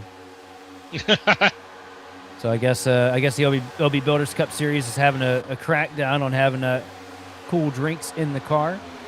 Is what that translates to for Benefield. Oh, we got a caution. What? And Our that caution's out. seems like it was probably for last. Oh, no. Paul Gallimore got turned around there.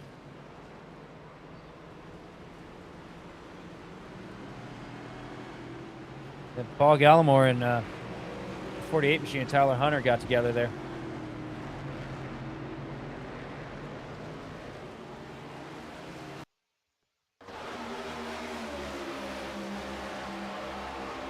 Let's look and see here. So there was a bad push here. Yeah, Tyler Hunter got into him really bad. There's got misaligned there coming into turn 3, and it sends the 11 around. It's going to change a lot of things up here at the front now. Paradigm cars aren't going to be directly lined up with each other, but they will have control of the lead 2 lanes. But this also gets rid of that wall of lap cars that was kind of holding some of these lead lap guys back from being able to charge for the lead. You see the spin again there. And Paul Gallimore just gets shot down the hill off the nose of Tyler Hunter into turn 3, collecting the 3 machine of Luke Christian as well as Evan C. and another car that I did not quite get my eyes on.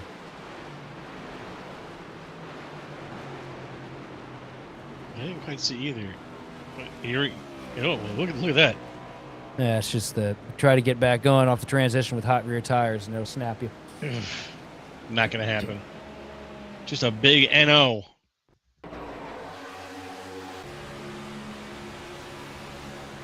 Running board with Evan here. And nothing Evan can do in this situation. They go in the corner, everything's fine. Next thing you know, they're sideways in front of you, and you're looking at the door number of the car that was up top. There's no way to react to that. Heavy damage to the nose of the CFM Chevrolet, though. Oof. And that's going to be that's the opposite of what you want to have happen. You want to be putting your best foot forward as late in the race as possible. And having that much nose damage, they're going to have to use the one fast repair I think that these guys do have to get that fixed.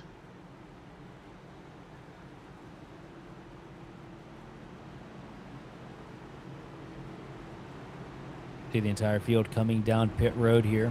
4 tires, and not 4 tires, but 2 tires, maybe a splash of gas.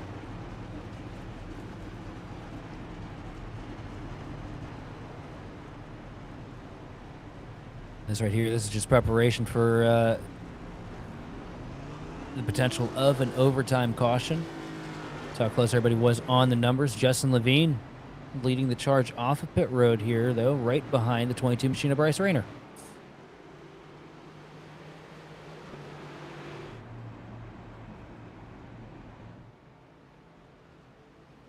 I'm looking at the overall stack here of cars as we get ready.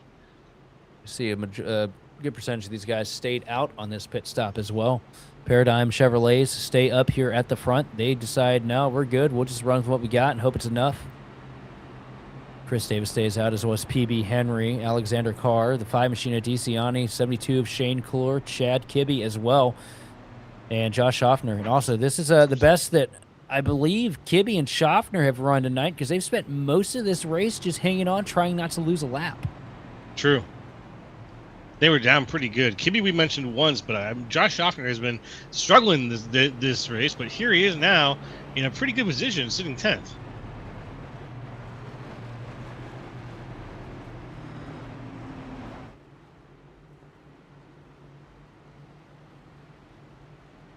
You know, I was talking about that aggression ramping up, Mm-hmm. Joe. Mm-hmm. Yep. Yeah, it's going to be here. Oh, boy.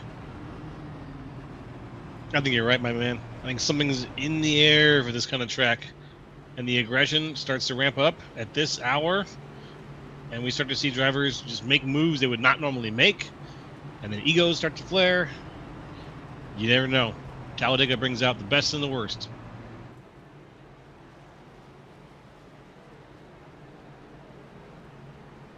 We'll see a little bit of column A, a little bit of column B here to finish this one off.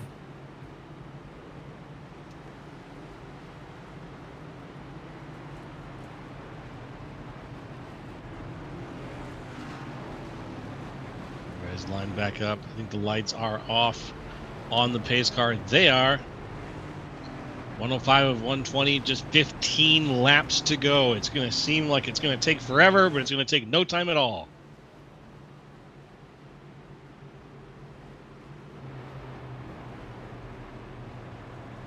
Up at the front, Mullins and Passalacqua sitting good in that first row with Davis and Johnson in the second.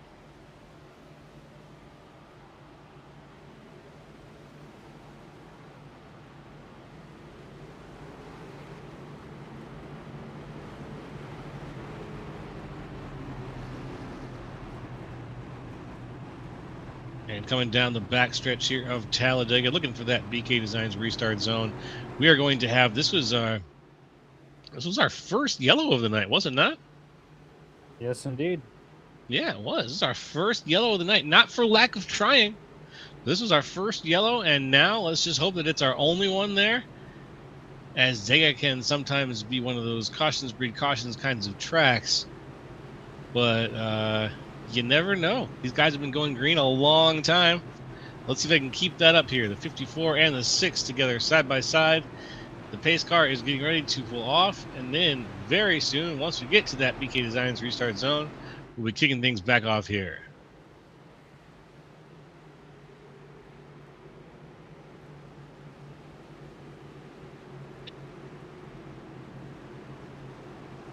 As the 54 machine of Randy Mullins and Brandon Passalacqua will lead us into the BK Designs restart zone.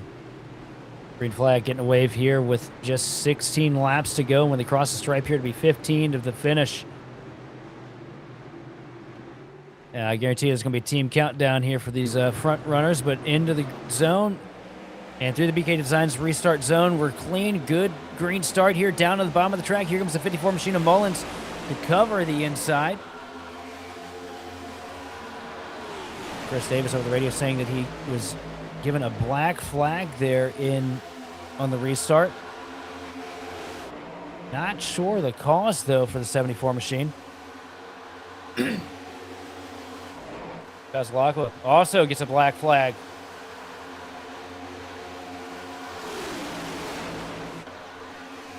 Wheel's going to come off early or late here for the Paradigm cars. Passalacqua was one of the best pushers out of that three-car tandem on the bottom lane. Now it's just going to be Mullins and Johnson versus the world.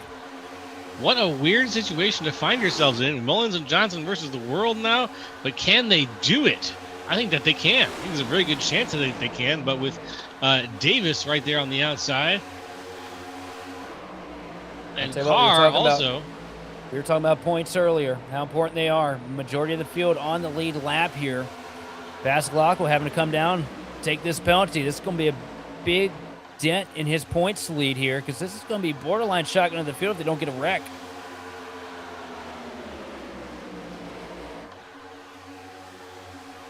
'74 machine of Davis trying to get down pit road, but can't get clear of the field.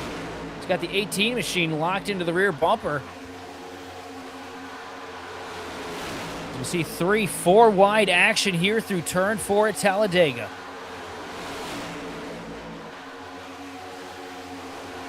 Davis has to be careful. He needs to come in this lap, otherwise they will waive the DQ flag for him. He only gets 3 laps under green to serve a penalty. Uh-oh. So he's got to get down to that bottom. It has completely ruined what's been a great run for the 74 GMD Toyota Camry. It's worked down the back straightaway. Still 3 wide action. The bottom lane, though, starting to creep ahead here. Lots of help for the Paradigm cars off of the nose of the CFM Chevrolet of PB Henry. Got Matt DiCiani down there as well, sitting in the 4th spot. Chad Kibbe in line behind him. Great recovery for the 45 Mustang. Working the top, though, Justin Levine with a whole bunch of help here from Joseph Causey. The 48 of Tyler Hunter lines up to the back of the 88 to give a huge shot in the travel. Here comes Levine back down to the bottom of the track here. trying to cover the run from the 72 of Shane Clore. And Levine trying to cover that run as best he possibly can. Here He's comes got a big it. surge. Big surge coming from the middle lane here through 1 and 2. Shane Clore locking bumpers here with the machine of Justin. Chad Kibbe thinks about going up to the top here. He's thinking about it. If I was I don't Kibbe, think I'd he's take going to it. do it. No, if I was Kibbe, I'd take it. Be the best I shot to kinda get up here and like- get a kinda chance would to too. win this thing, but it's not going to do it. It's going to stay in line here behind DeCiani. Following the status quo, here comes Levine up to the quarter.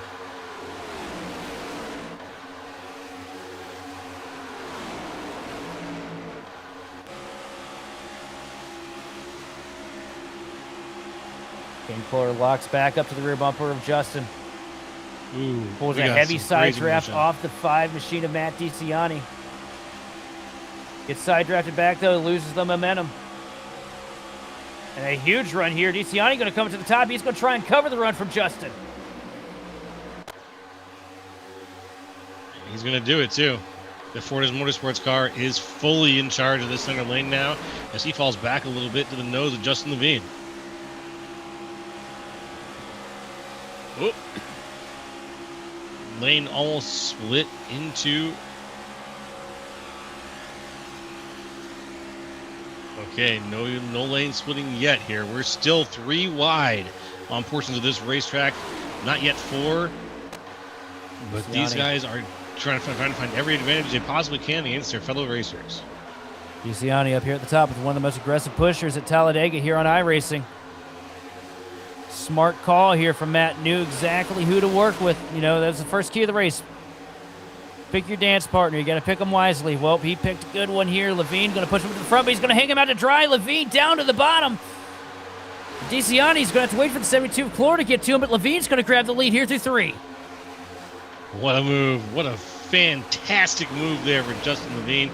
Swinging down to the inside, grabbing that spot defensively, making it work for him, and securing the bag at least for 1 lap there. We are well within 10 laps to go, or we are within 10 laps to go right now of the finish. Justin Levine leading things down there from the inside line. Side by side through 1 and 2. Got a 3rd lane up at the top right now. Patrick Gitter up into the back bumper here. The 50 machine of Josh Schaffner. DeCiani thinks about going to the top, fades to the outside. Going to try and take the run, but a big wiggle off of Schaffner there out of turn 2. Knocks down the fence, but still keeps his foot in it.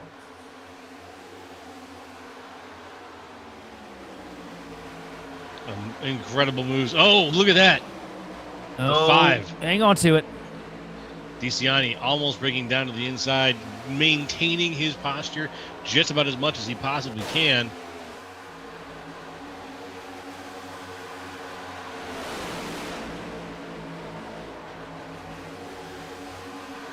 You hear that right now, Joe? Mm-hmm. That's desperation. Each one of these guys wants to find a way up to the front of the pack here. We got 8 laps to go at Talladega. Anything can happen. This is anybody's race from here on out. As long as you can keep the engine running at the start-finish line, you have a chance. It's true, as the whole field looks like it's ready to chase down our lap car. Down the back straightaway into turn 3. Justin Levine leading a 3-wide frenzy behind him. 54 machine. Randy Mullins tucked up to the back of the 19 here, trying to keep him up at the front of the pack. 3rd lane starting to struggle a little bit, but here comes a big shot. Now getting split, though. Here comes the 21 Gitter. He's going to shuffle out Schaffner. He's going to try and land with DeCiani. Gator, is he going for a twofer right now? Is he trying to get back up into the lead? He's just wanting to work with DeCiani. That's what it's been. That's been his MO since we dropped the green flag here tonight. Those two have not left contact with each other for more than a minute. We got a big shakeup at the front, though. Shane Clore tries to get past Levine. Gets cycled out now into the sucker hole, but now Daniel Wiles is leading the top. Daniel Wiles looking good up there. Oh, but they tag the fence. It's going to hurt him momentum-wise. And back down to the middle. Daniel Wiles with a whole bunch of help from the 22 machine of Bryce Rayner as we work through the tri-oval here across the stripe. Justin Levine going to lead us to 6 laps to go. And with those 6 laps to go, it's not his race yet. It is still just about anyone's race, as we've got lap traffic going our way. We got Brendan Pasalacqua up there. Oh, and they got lap cars, and they just barely slide back in. A bold move, but it's going to work out for him, pulling the draft off of the 6 and the 74. DeCiani from the top row to the middle with Gitter.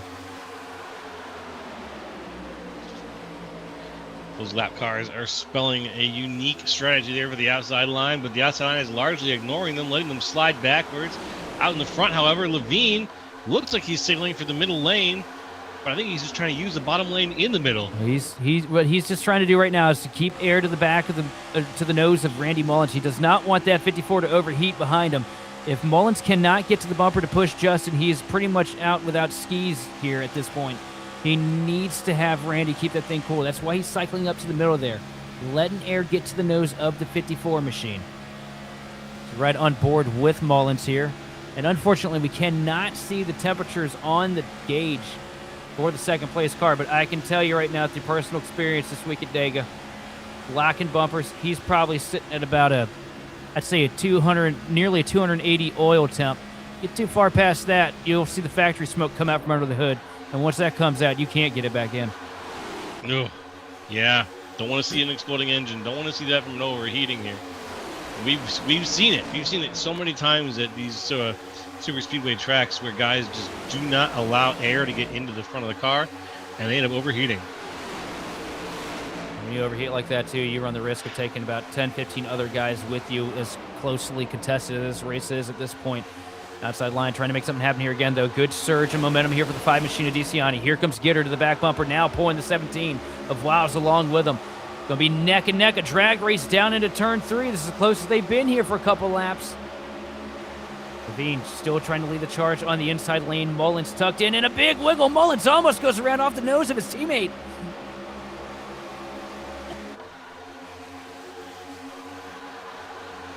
And here comes the top line, DeCiani.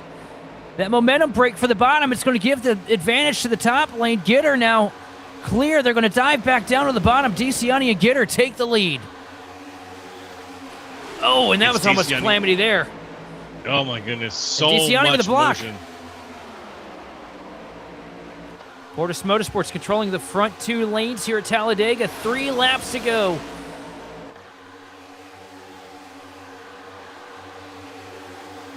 That's going to be a huge surge there. Look at that. Shane Clore, massive run to the back bumper. The 92 machine of Slater. Slater also a great recovery up to 4th. Ran most of this race pretty much at the tail end of the field. And this is a bad spot right here. You know, we were talking about Justin Levine leading this thing a little bit ago. This is the worst place you want to be right now, because there's nothing you can do. You got cars packed to you on the outside.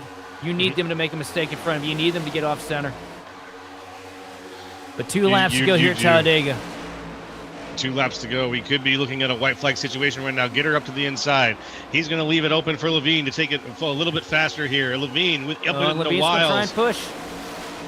He tried to get clear, wasn't able to do it. Gitter gets the run. Here comes DeCiani to cover.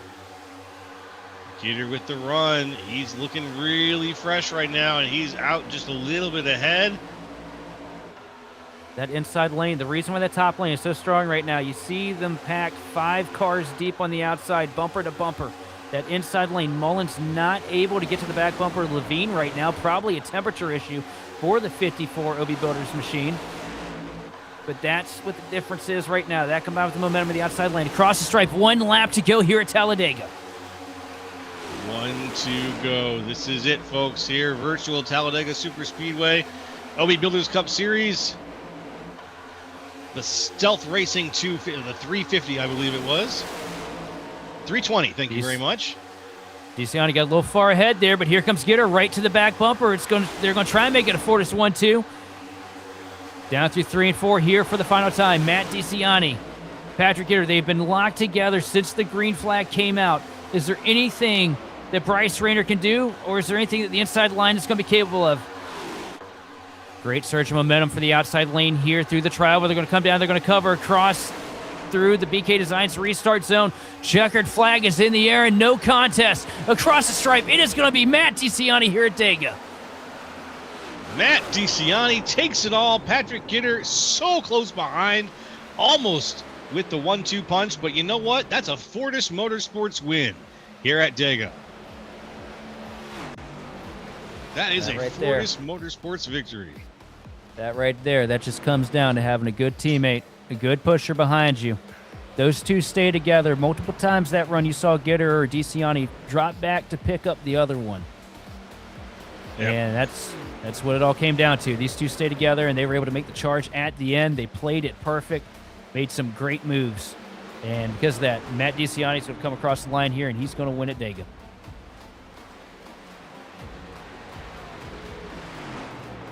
You know, DeCiani at Dega. Let's go ahead and follow him a little bit, see how he burns it down, and we'll give you the unofficial results here in just a few moments. It's going to be a popular win for a lot of these guys too. You know, there's not a person out here in the field that has anything against DeCiani. He's one of the quieter drivers in the field, doesn't cause a whole lot of mess. He's very much that give and take mindset. Him and Patrick Gitter both, you know, they'll race you for a couple laps. If they know you're better, they'll roll over, let you have it. And it's been a rough season here for that 5 machine. A couple great highlight moments, but a lot of weeks where he's been on the bad end of the deal. And so it's good to see him get the job done here tonight, Dega. As you see him and Patrick Gitter burn it down, and, well, they deserve to, because without the two of them there, that would have fallen into somebody else's hand.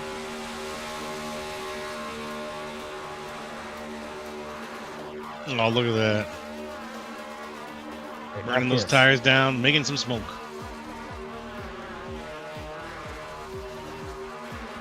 And here we go. The Team Birdie Racing fastest lap of the race went to Brendan Pasalacqua with a 48.509. But unfortunately for Brendan, that didn't put him anywhere near the top 10. Matt DeCiani goes ahead and wins it all here with Patrick Gitter in second, Bryce Rayner in third, Daniel Wiles in fourth, Justin Levine in fifth, Jordan Slater in sixth, Shane Clore in seventh, Luis C. Becerra in eighth, Russell Black in ninth, and Randy Mullins in 10th. Coming out in 11th place, the 4 machine of Brian Johnson with Rich Kleiman in 12th. 13th goes to the 45 of Chad Kibbe. A great recovery for him tonight over PB Henry. 14th, Chris Hudson comes home 15th in the 43 machine. 16th place going to be the 26 of Paul Hill with Tyler Hunter in 17th. 18th goes to Alexander Carr. Rounding out the top 20 here tonight is going to be John Bender and Evan C. After that, you got Josh Schaffner in 21st, Tim Morton Jr. in 22nd, Joseph Causey in 23rd after a great run, Austin Edstrom in 24th, Chris Davis in 25th, Chris Vinson in 26th, Greg Carr 27th, Brendan Pasalacqua 28th, Keith Long in 29th, and in 30th, Jose Medina. Coming home tonight, 31st place. Night of what could have been. The 11 machine of Paul Gallimore looked so strong, got taken out midway through. He comes home 31st over Luke Christian in 32nd, J.C. Gibson in 33rd, and rounding out the 34-car field tonight, going to be Joshua Hyatt.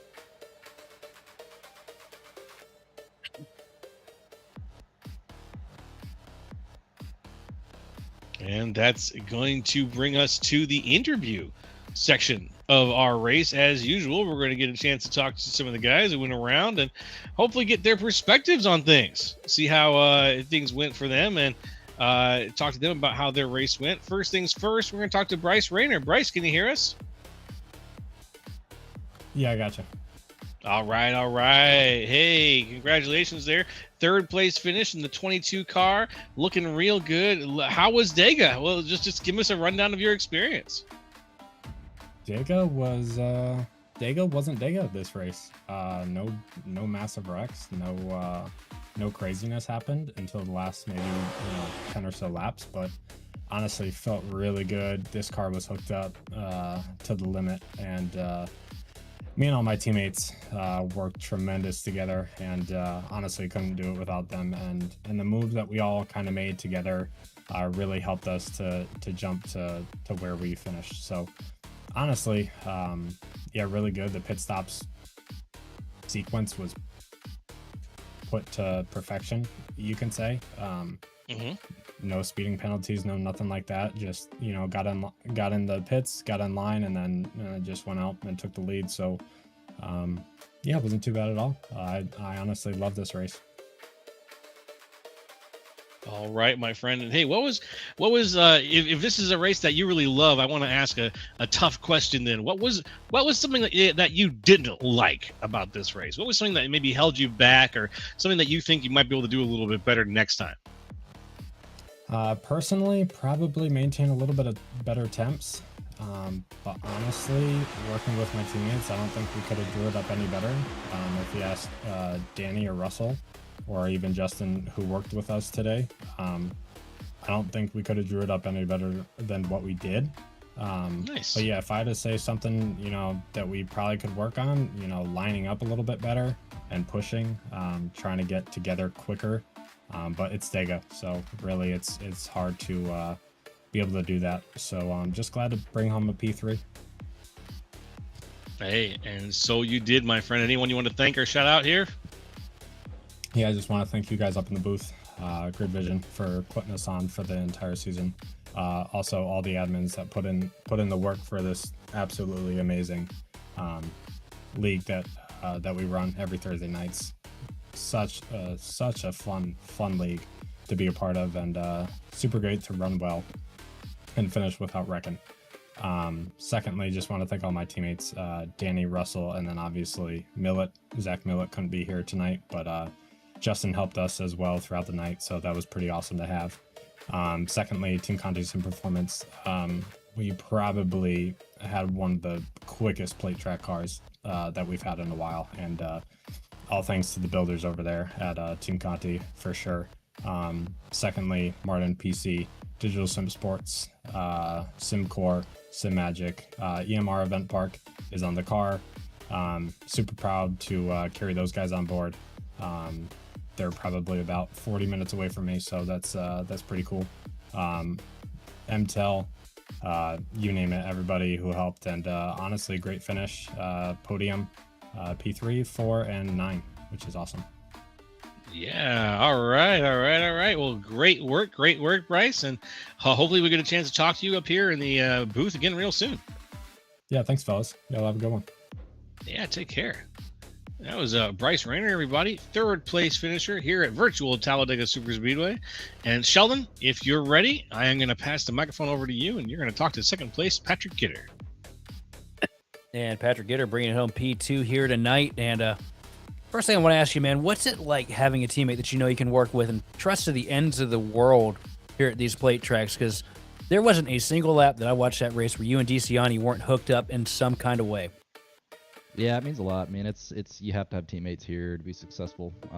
And we've just ran together for so long. We were really good at timing runs and seeing what cars are doing and trying to just figure out when we need to go, what's the strategy, how much fuel we need to save, and just communication, I mean, is the biggest thing. And just work really well together on that. And it shows when we can make it to the end here in these plate tracks.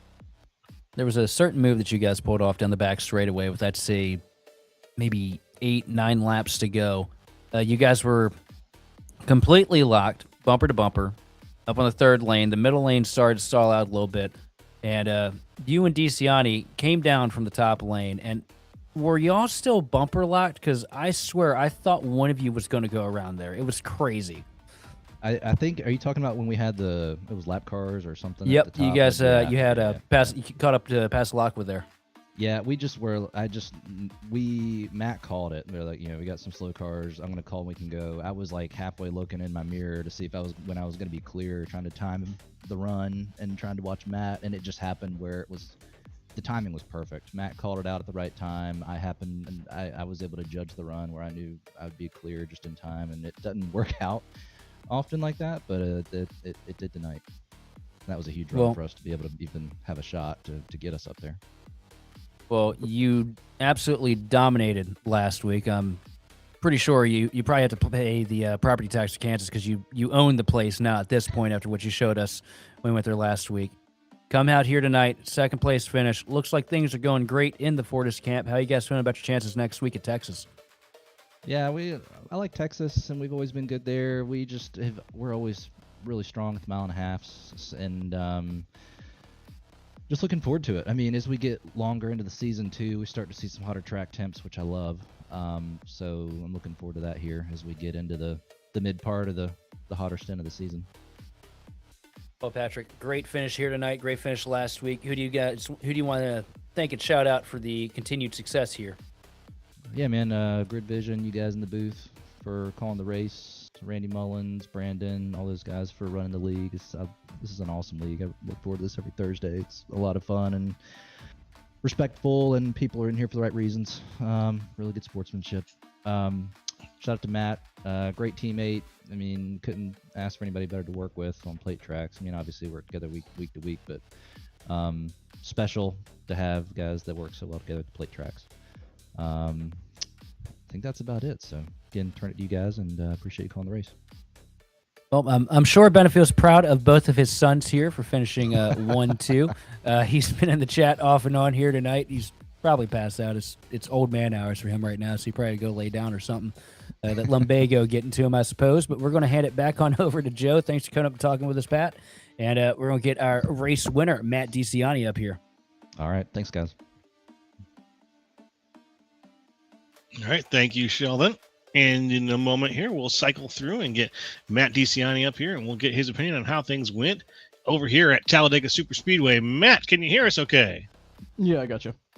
All right, my friend. Congratulations. First things first. Congratulations on that victory, my man. You were in the right place at the right time, it looks like, and you came out on top. You got quite the push there from Patrick Gitter at the end. Tell us what was going through your head on those last couple of laps that you were racing. Yeah, once I don't know when we got the lead back, but it was kind of just manage lanes, and then, just try to keep head on my bumper, just because it's, the only one I trust out here, outside of a couple other guys I was working with, but, I can always trust my teammate. So just find him, and yeah, it worked out. Kind of got risky because, I was up there, and I don't know, I think I was battling Justin for the lead, and I took a risk because Pat said he was second car on the top, and I was like, all right, if I can go back and get him, I know we got the car to get back up here, and it got a little sketchy there. I was like, damn, I probably wasn't the best move, but it all worked out in the end.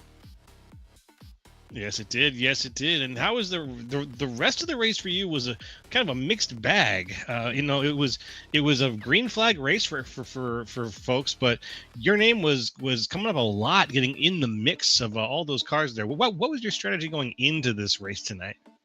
Yeah, so I'm gonna shout out Paul Hill and Tyler Hunter. We made a plan at the start of the race that we were gonna work together, as we needed 4 cars. Really, kind of need 4 cars here to do anything. The goal was to go as long as we can. The first run, just hang out on the back, get as much, laps banked on fuel. Because, if it stayed green, I think it was going to be tight if you tried to go 40-40-40. So just trying to bank fuel as much as we could the first 2 stints, just so we didn't have to save it all and can just, go hard the last run. And it kind of worked out that way. Then we kind of had a little bobble up top. Someone slid up in front of us, and 2 of our cars got nose damage, and we were done then. And it was just every man for themselves after that caution came out, and then just got linked back up. But yeah, I would say we kind of did what we wanted to do the whole race. So then last stage, it was kind of chaotic, but it worked out. It did, my friend. It very much did. It was quite the race. Now, where are we going next week? Where is the OB Builders Cup going next week? Do you know off the top of your head? Yeah. Texas. Going to Texas next week. And how do you feel about that? I personally hate the track. I hate the new layout of Texas. I think it's terrible. In this car, I can imagine it's going to be awful with dirty air, but did some weather sweeps for it next week. Might be hot. Should be hot. So that might make it interesting. But yeah, it's just a 1.5 mile track. I think it's going to be tires next week, but we'll see. 1.5 mile tires next week. Sounds like it's going to be a bit of a war of attrition for you. So I wish you the best of luck, of course. Anyone else you want to shout out here, or thanks for your great run? Yeah, obviously thank Pat, being a fantastic teammate. Shout out to Bryce on his P3. And then again, I shout out to Paul and Tyler. I know they didn't get the finishes, but felt like we worked really well together all race. Thanks to the Paradigm guys putting the league on, and you guys for calling the race. Well, all right. Thank you, Matt, for your great drive tonight. And we hope to talk to you up here in Victory Lane again real soon, my friend. Thank you. All right, Matt DiCiani, everybody. That was our race winner, and that is our race. drawing to its natural conclusion, we are now wrapping things up here from virtual Talladega Superspeedway on the OB Builders Cup Series. And, well, as I breathe out here, we had quite a long green flag race here. The Stealth Racing 320 was a green flag experience up until the very last minute. And then we only had a little bit of a kerfuffle before, well, some straight good racing to the end. Sheldon, how about your experience? I had one caution at Talladega for 120 laps. Where else you get to say that? OB Builders Cup Series, week in and week out, brings one of the best races, one of the highest quality races that we've ever really had to cover, and we get it every week. Good aggressive battles there at the end, 3 wide for much of the last 20 laps here at Talladega, and not a single mistake was made. I mean, I'm worn out. My voice is gone. My head hurts a little bit. I'm probably going to sit back, have myself a nice cool one, and settle down for the night. And I'm excited to see what these guys bring to Texas next week, because that's a fun place to rip around. Texas it is, my man. Might be a hot one, so we'll have to see. But that's going to do it for me. That's going to do it for Sheldon. That's going to do it for Austin Derbyshire. And folks, if you've been watching, and folks from the entire Grid Vision team, that's all of us, we want to thank you for watching and participating in the chat. If you need some more information on getting your league broadcast or supported by gridvision.live, that's us. Contact us on Facebook, Discord, or info@gridvision.live for more information. Big special thank you goes out to Andrew Cardinal IV of Whiplash SimCams for providing the beautiful cameras used on all of Grid Vision's broadcasts. And congratulations once again to Matt DeCiani for winning everything from virtual Talladega Super Speedway. This has been Joe LaCastro, Sheldon Atkins, and Austin, and our producer, Austin Derbyshire. And hey, folks, we'll see you next time on the grid.